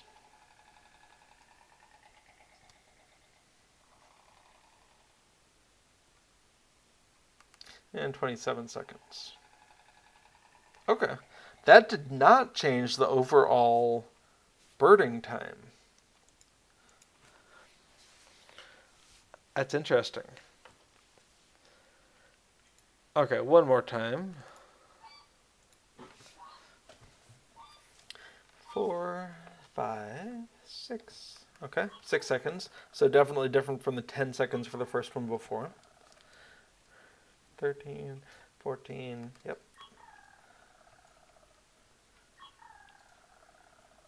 20, 21, 22, yep, 23, 24, 25, 26, 27, 28, 29, 30. Okay, that is fascinating. Okay, I had assumed, based off of, stuff's happening, therefore my brain is thinking it's going faster, that the time for birding changed based off of how successful it was. But I think that was just not an optical illusion, a temporal illusion based off of more stuff happening. It just feels really long and drawn out if you're not doing anything. Third time's the charm for demonstrating that. And we'll get some more numbers on when the feathers appear. 8 seconds there. 11, 12, 13, 14, 15, 16, 17, yep, 18, 19, 20, 2, 3, 4, 5, 6, 7, 8, 9, 30. Okay. Gotta document this. Observation. Birding always takes 30 seconds.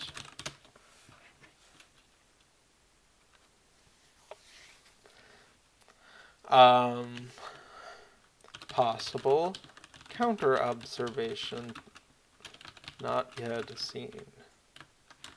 If the third rebird occurs early in, early in 20 to 30 second range, occurs around 20 seconds. Is this still true? So far we've seen one at 26 seconds. I think one was more like 24 seconds. My current observation, and this is where I'll just need to grab a spreadsheet and do this for 50 or 100 times, is I'm seeing a birding event happening in 0 to 10 seconds, in 10 to 20 seconds, and in 20 to 30 seconds. What I'm very curious is, does that hold true? If you have one at 11 seconds, does that guarantee that you're not going to have one until 20 seconds? Can you look away from the screen for 7 seconds and you're fine? So one more observation with that in mind. Are we seeing them in sections, like a bingo board divides the numbers up 1 to 15, 16 to 30, and that kind of thing? That was just between 7 and 8 seconds there. We're now at 12, 13, 14, 17. Yep, there's one.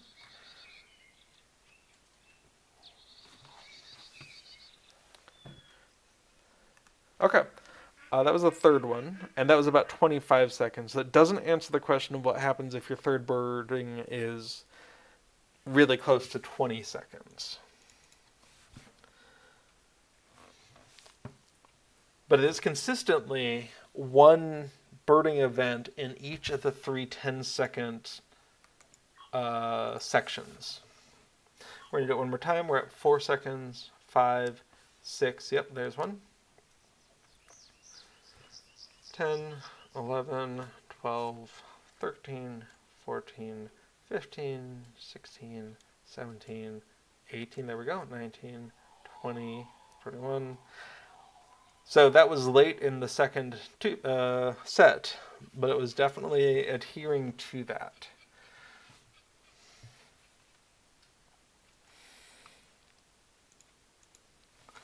Okay.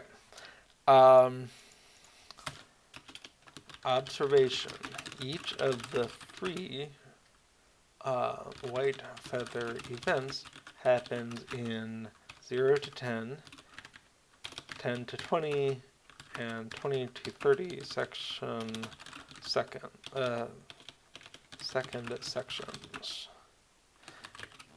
Once you hypothesis. Once you've rebirded, I need to come up with terminologies so I know can consistently talk about this. Once you've rebirded in a 10-second window, you will not see another white feather until the next section. Okay, so far we've been doing successful birdings. Do we feel like this is the same if I am terrible at birding? So we're at 5, 6, 7, 8, 9. Yep, there's 9. 11, 12, 13, 14, 15, 16, 17, 8. There's 18, 19, 20, 21, 22, 23, 24, 25. Yep, 25. Okay, initial testing shows that whether or not you respond to the white feather event, those appear distributed within those 10-second gaps. Furthermore, it definitely looks like somewhere around 2 seconds to respond to the white feather event before you kind of give up on that one. And that's the one thing I want to look at right now is how long does it feel like you have between white feather and give up emote? So 6, 7, 8, 9, there's it is. There's 11, 12. Looks like around 3 seconds. 15, 16, 17, 18, 20, 21, 22, 23, 24, 25, 26, 28, 29. Okay. So it looks like about 3 seconds to respond.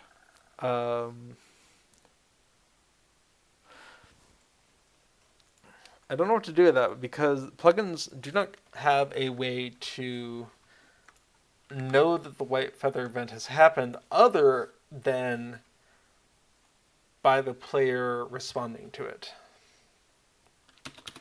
Observation. Character gives up on a white feather event after approximately 30 seconds.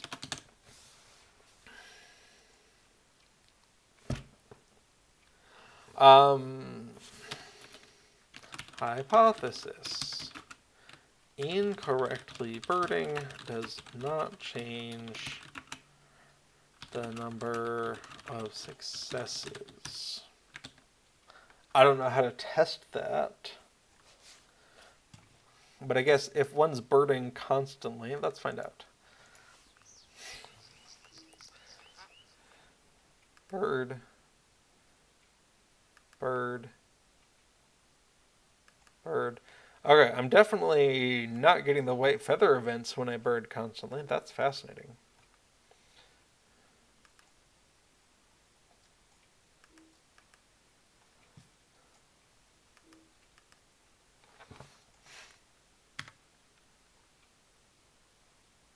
Okay, I still gave up after 30 seconds. I didn't catch anything. Incorrectly birding seems to interfere with the white feathering.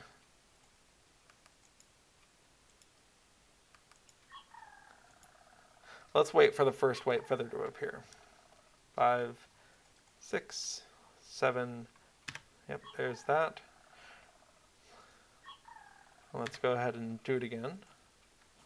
15, 16, 17, 18, 19, 20. Okay, it looks like it interfered with the second white feather event.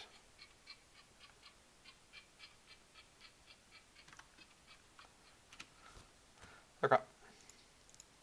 Giving up after 30 seconds. Okay.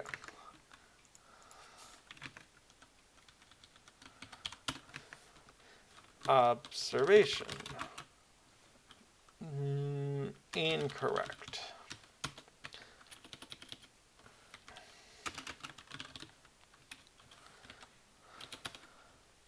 A false birding will cancel the appearance of a white feather event if they coincide.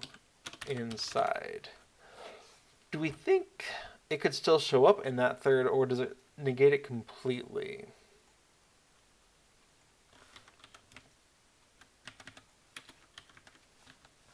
Cancel the appearance of a white feather event. Question. Completely or only if they coincide?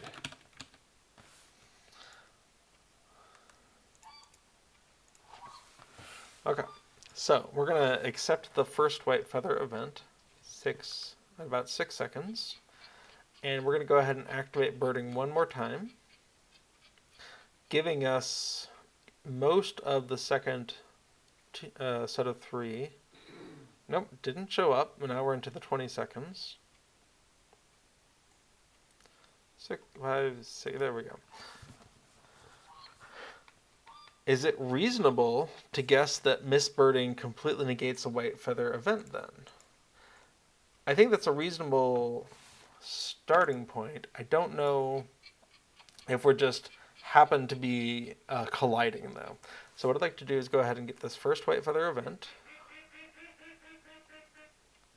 Activate it one more time.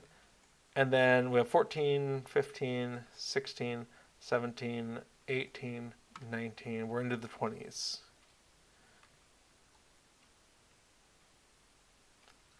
Six, 7. There we go.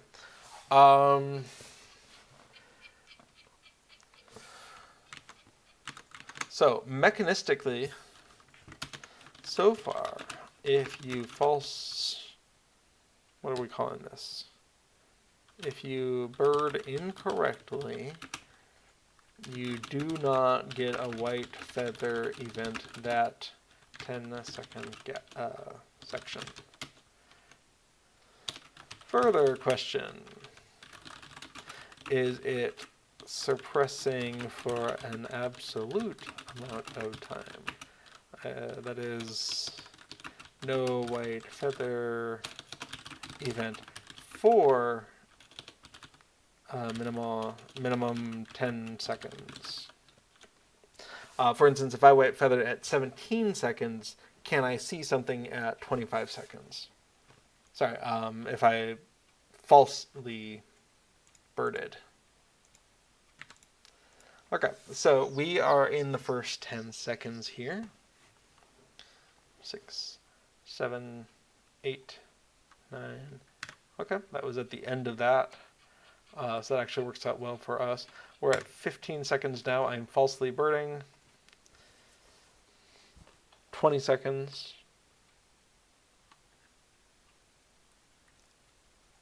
And that was actually at 25 seconds.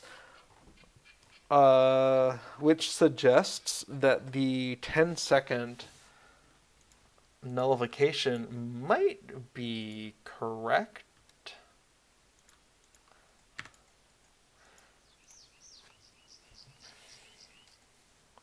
Five, 6, 7, 8. Yep, okay.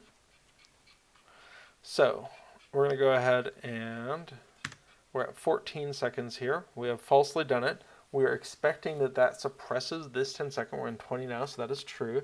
And here we are at 23, 24. I am consistently seeing a 10-second suppression followed by the white wing, which is fascinating to me.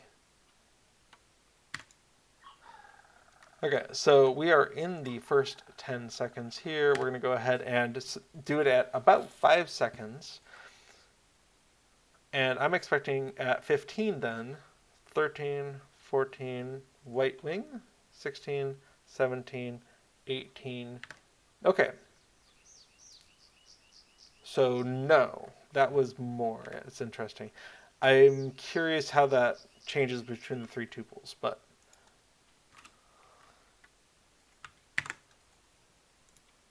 okay. When incorrectly birding during the 10 to 20 second range, the third, the 20 to 30 second range white feather event is consistently showing up 10 seconds after the false, after the, I need terms for this, bad birding.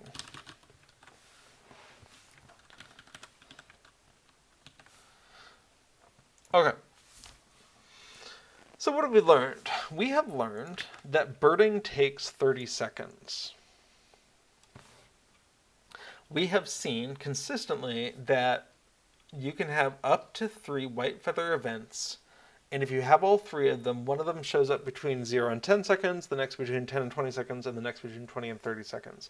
We have seen if you bad bird, if you bird incorrectly, that negates your chance at a white feather event in that 10-second range and seems to suppress white feather events for minimum of 10 seconds. At least we have not seen a shorter gap between them.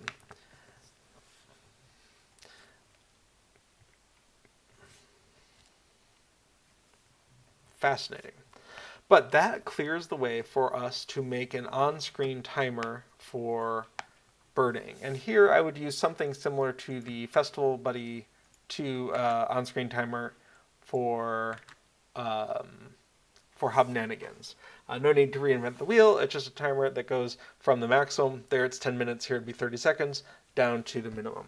What we also want to do is figure out if we can grab the birding skills cooldown event. So I guess a first thing to do would be to go ahead and check the code for the word skill, see if it knows anything about it. It does not. That's fine. What we want to do is come on into the documentation, and what we're interested in is skill list, a skill list. And so the local player, if we can get trained skills, that's going to return a skill list. And each thing in the skill list should be a skill or possibly a skill info. We're going to hope it's a skill. Oh, that's going to give us skill info. Awesome. And then we're going to wonder what else we can do with that. Might be worth digging into other plugins that deal with skills, because this documentation is a little shy. Might go ahead and go look at the documentation up on the wiki and come on into Turbine Gameplay. And here we're going to go ahead and look at a skill info. Looks like we have get description, get icon image ID, get name, get type. Cool. So with a get name, we can match on the birding skill. And then with that skill, what do we do with that? If it's an untrained skill, look at price, cool. If it's a trained skill, active skill. Cool, what's an active skill? Get base cooldown, get reset time change, event fired when the reset time changes. Cool. What other skills do we have? Skill list. All right, let's go ahead and get a skill list from the local player and see what's up. So local player, get trained skills. Awesome.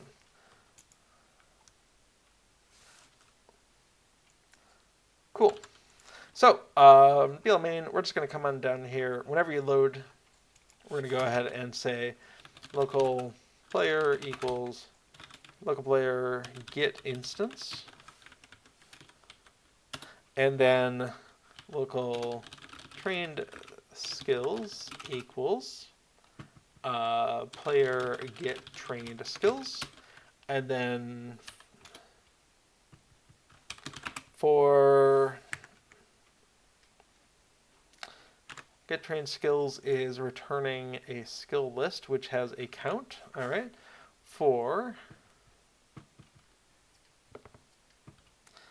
I equals 1 to trained skills get count do end, and local skill equals trained skills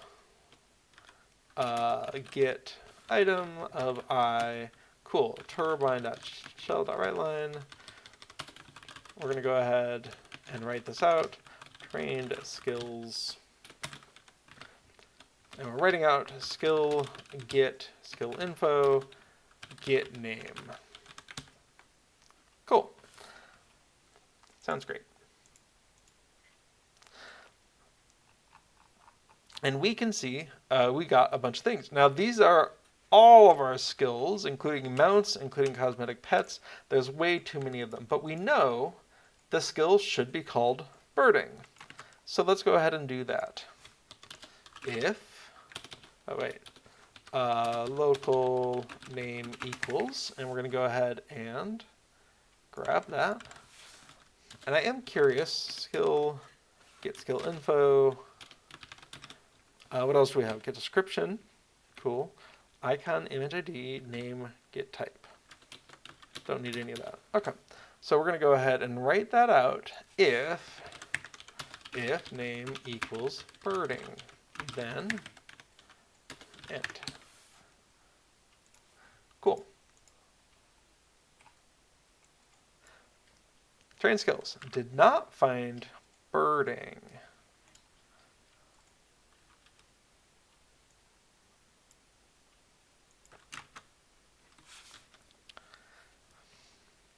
Interesting.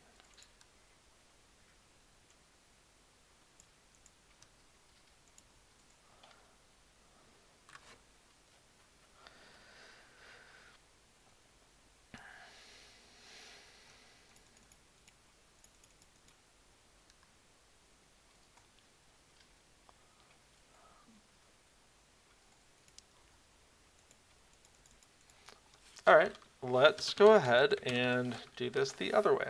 We're going to go ahead and unload that. We're going to go ahead and chat logging. We're going to start logging. and then load this, and then we will stop logging. And that gives writes that to a text file, so we can go look at it even though it was too long. So LOTRO Plugins Online, we can see plugins right here, 917. That's the one we want. And we can see trained skills.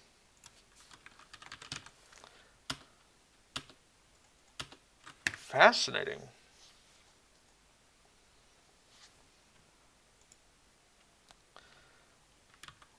So are hobbies not skills? I guess fishing doesn't show up either. Well, that complicates things. I mean, not a lot, because I already had a plan for dealing with it, but I am a little surprised. Okay, turbine.gameplay hobby? No.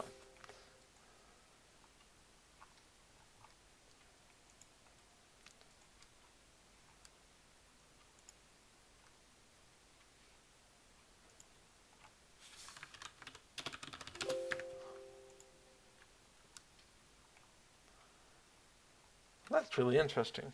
So, local player, get okay. Get trained skills, get untrained skills. Fascinating. Okay. Well,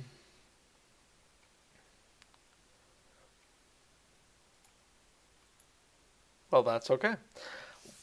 Next up, let's take a look at. Oh, let's document what we found.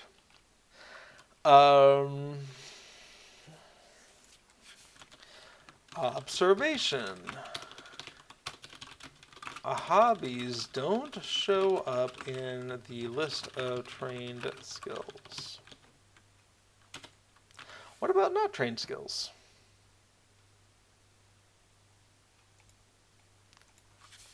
Player get untrained skills. Let's do it. Okay, I don't have any untrained skills. That's fair. Okay.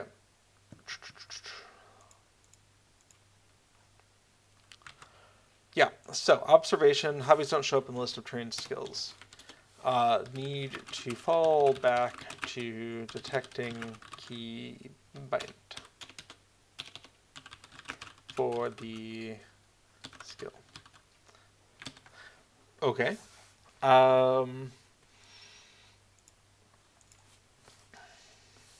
So we're going to go ahead and comment all that out. No need to delete it quite yet. Key. Okay, we have a shortcut is alt down, then print type and data. Oh, interesting. I am curious what that looks like, so we're going to go ahead and hold alt while we drag that over.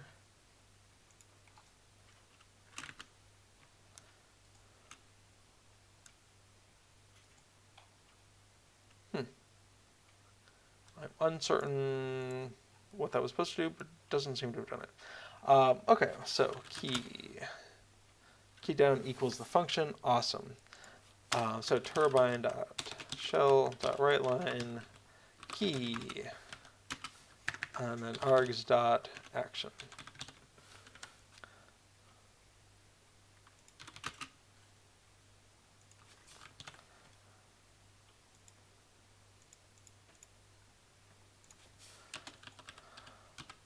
Okay, so if I type this,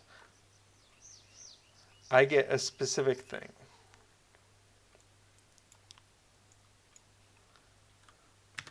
Okay.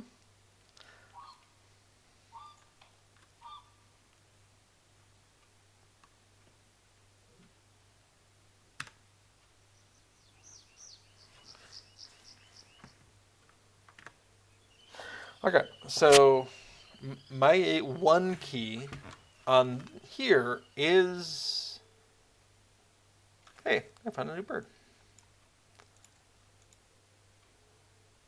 Deed completed.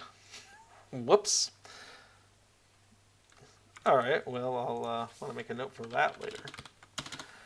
Okay, so what I'm saying is my one key is consistently this. However, what if it's a different ability? It's still the same thing. What if it's a different ability? It's still the same thing. So that is corresponding to in the key mapping. It is corresponding to quick slot 1, irrespective of which quick slot page we are looking at. And I think that's fine. I think it's reasonable to say that if you have a birding kit equipped, specifically the one that the plugin knows about, if you say this is my birding kit and you have that equipped, and you press the key associated with birding, we should just assume that you are birding. And if you're not in combat, let's even throw that in there. All right. So if you have the plugin recognized birding kit equipped, and you are not in combat, and you press the birding key, then we should assume you birded. End.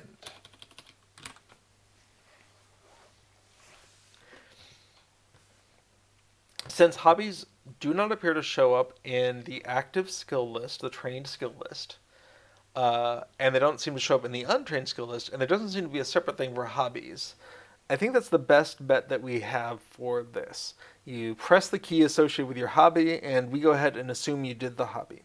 Now, this is actually going to be a problem, because if you press your hobby key right after ending your birding, it will not activate, and we can demonstrate that here.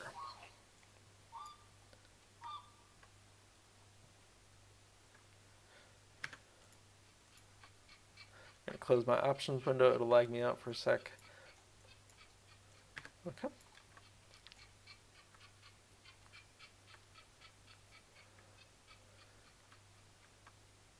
So right here, we're going to end the birding, and birding goes into reset. And in fact, we know it goes into a 4-second reset, so we can take that into account. Birding always takes 30 seconds. Observation.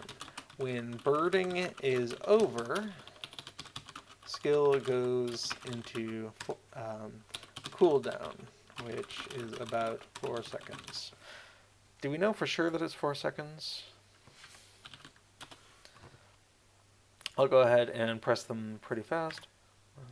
1, 2, 3, 4, 5. Okay, about 5 seconds. And we'll just cancel that. Okay, about 5 seconds. So we know that from start to finish, you're consuming 35 seconds. And so we can reject a birding attempt,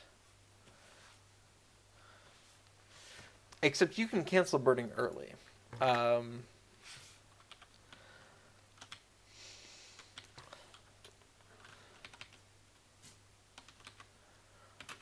Unless the player moves or otherwise, if possible, cancels the birding.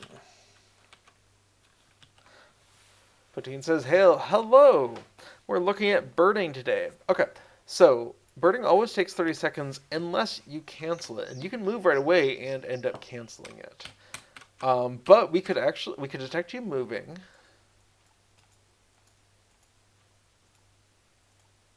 We could detect you clicking mouse buttons. So if you clicked both of them together, but is that a universal thing or is that a key mapping? Move forward. That is one button 0. Okay, that's a mapping. I'm curious. I don't think we see that as a plugin. Okay.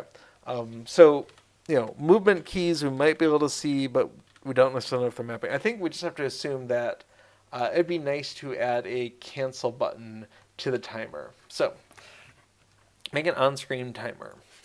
To be, add a cancel icon somewhere in case the player moves or otherwise cancels the birding. That way they can just say nope, and the plugin state can match the player state. But assuming they don't do that, we know that there's a 30-second birding plus a 5-second skill refresh or hobby refresh time. And I'll be double checking that 5-second count because I really thought it was 4, but for right now we're going to go with the timed 5 seconds. Okay, so we are actually coming up or have exceeded 2 hours here in the stream. So now's a great chance to get any last minute questions, comments, concerns you have in the chat. But Dean, I know you just arrived. I'm going to maybe muse for a few minutes more here, but I wanted to give everyone a chance to see what the design process is like. And this is very much a high-level design of, there's this plugin, it's awesome, I want to use it, but I want to make it a little bit better. I want to provide a patch or maybe submit code that Vinny can go ahead and merge into the main plugin that supports some of my specific use case desires. And definitely some of these would be locked behind options, like show the birding skill. That would be an option. Like maybe some people don't want that. And it would clutter up the UI. Everything I want to do is going to clutter up this UI, so I would add options to disable it, especially if this was a patch. Well, maybe not especially if it's a patch. If it's a patch, then people are opting into it, especially if this was merged into the main plugin. So yeah, I wanted to kind of share the process I use to brainstorm. Okay, we've got a plugin that already does some things. How do we decide what to add? How do we do some basic testing of this new feature, the birding, which is different from fishing? And I'm curious about doing some backporting of knowledge of birding into fishing. For instance, everyone's favorite fishing quest, Fishy Very Fishy. I'm curious if one could use an on-screen timer to give a hint of, are these sections of 10 seconds visible in fishing, and are they meaningful in a way that perhaps we didn't realize? Birding's mechanics remind me very much of fishing's, and a cardinal thing that programmers will try to do is reuse code, reuse systems if they make sense to do that. And given that birding seems to have divisions into 3, it makes me wonder, does fishing have divisions into 3? And if so, is there anything meaningful about that they might have made use for Fishy Very Fishy? I'm just going to keep on thinking about Fishy Very Fishy forever until I actually finish it, I think. But it makes me wonder, are some fish, should you stick within a certain section of time while you're fishing to increase chances of getting a specific type of fish? You know, between 7 and 10 seconds for a fine fish or something. And an on-screen timer that I put into the birding log would be very easily backportable into the fishing log plugin that Vinny has also put out. And that gives me some ideas for next year's Farmers Fair. Anyway, this plugin by Vinny already does some things that I wanted, which was the in-game bird log shows you whether or not you have found a bird, but it doesn't show you how many times you've found it. Vinny's plugin does that. That's awesome. I love it.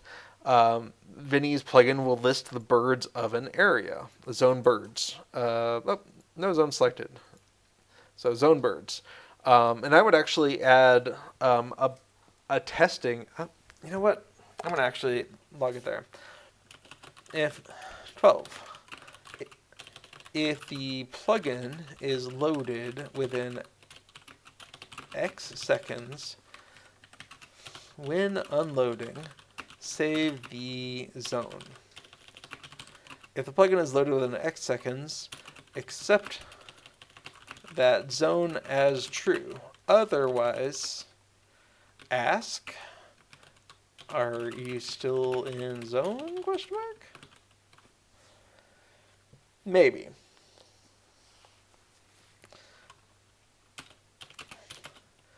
use regional chat to auto, oh, that's 13. Use regional chat channel changes to auto detect what region we're in. See dtracker.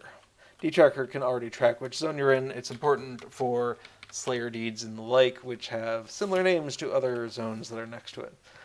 Okay, so yeah, I wanted to go through the design process of kind of interrogating what we have available to us. How does the mechanic work that we want to put into a plugin?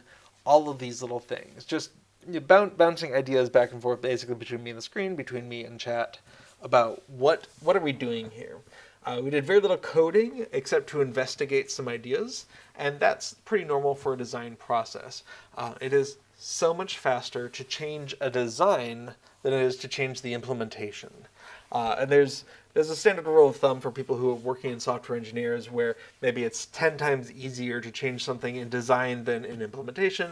It's maybe 10 times easier to change something while you're implementing it than it is after it's gone to QA for testing. It's maybe 10 times easier to change something even in QA than once it's gotten out to a customer.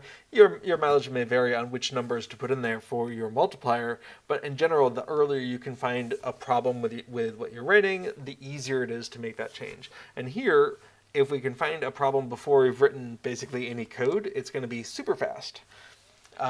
Versus writing a few, tens or dozens of hours of code and then realizing we made a fatal flaw. And similar to what we did with TitanBar with using image IDs instead of item IDs, the sooner we had found that mistake, the better.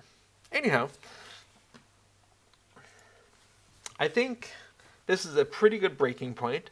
I don't know if or when I will actually code any of these changes. One of the big things I wanted was tracking birds that I've seen, and this plugin already does that. So that's going to make me very happy just in my birding adventures. But that on-screen timer, now that we've seen for sure 30 seconds of birding plus 5 seconds of skill cooldown with dividers for each of those 10-second intervals, I am thinking I'm going to throw that together really soon so that I can do more visual confirmation of these ideas as I'm birding in the world. So that might even happen before next Tuesday. We'll see. Cool. Well, I didn't see any last-minute questions, comments, concerns in chat that need to be addressed. So, with that being said, that is everything we're going to cover today. Thank you so much for joining me on this exploration of LOTRO plugins, and in specific, LOTRO birding. I hope to see you all here next week, and until then, keep plugging along. All right, bye-bye now.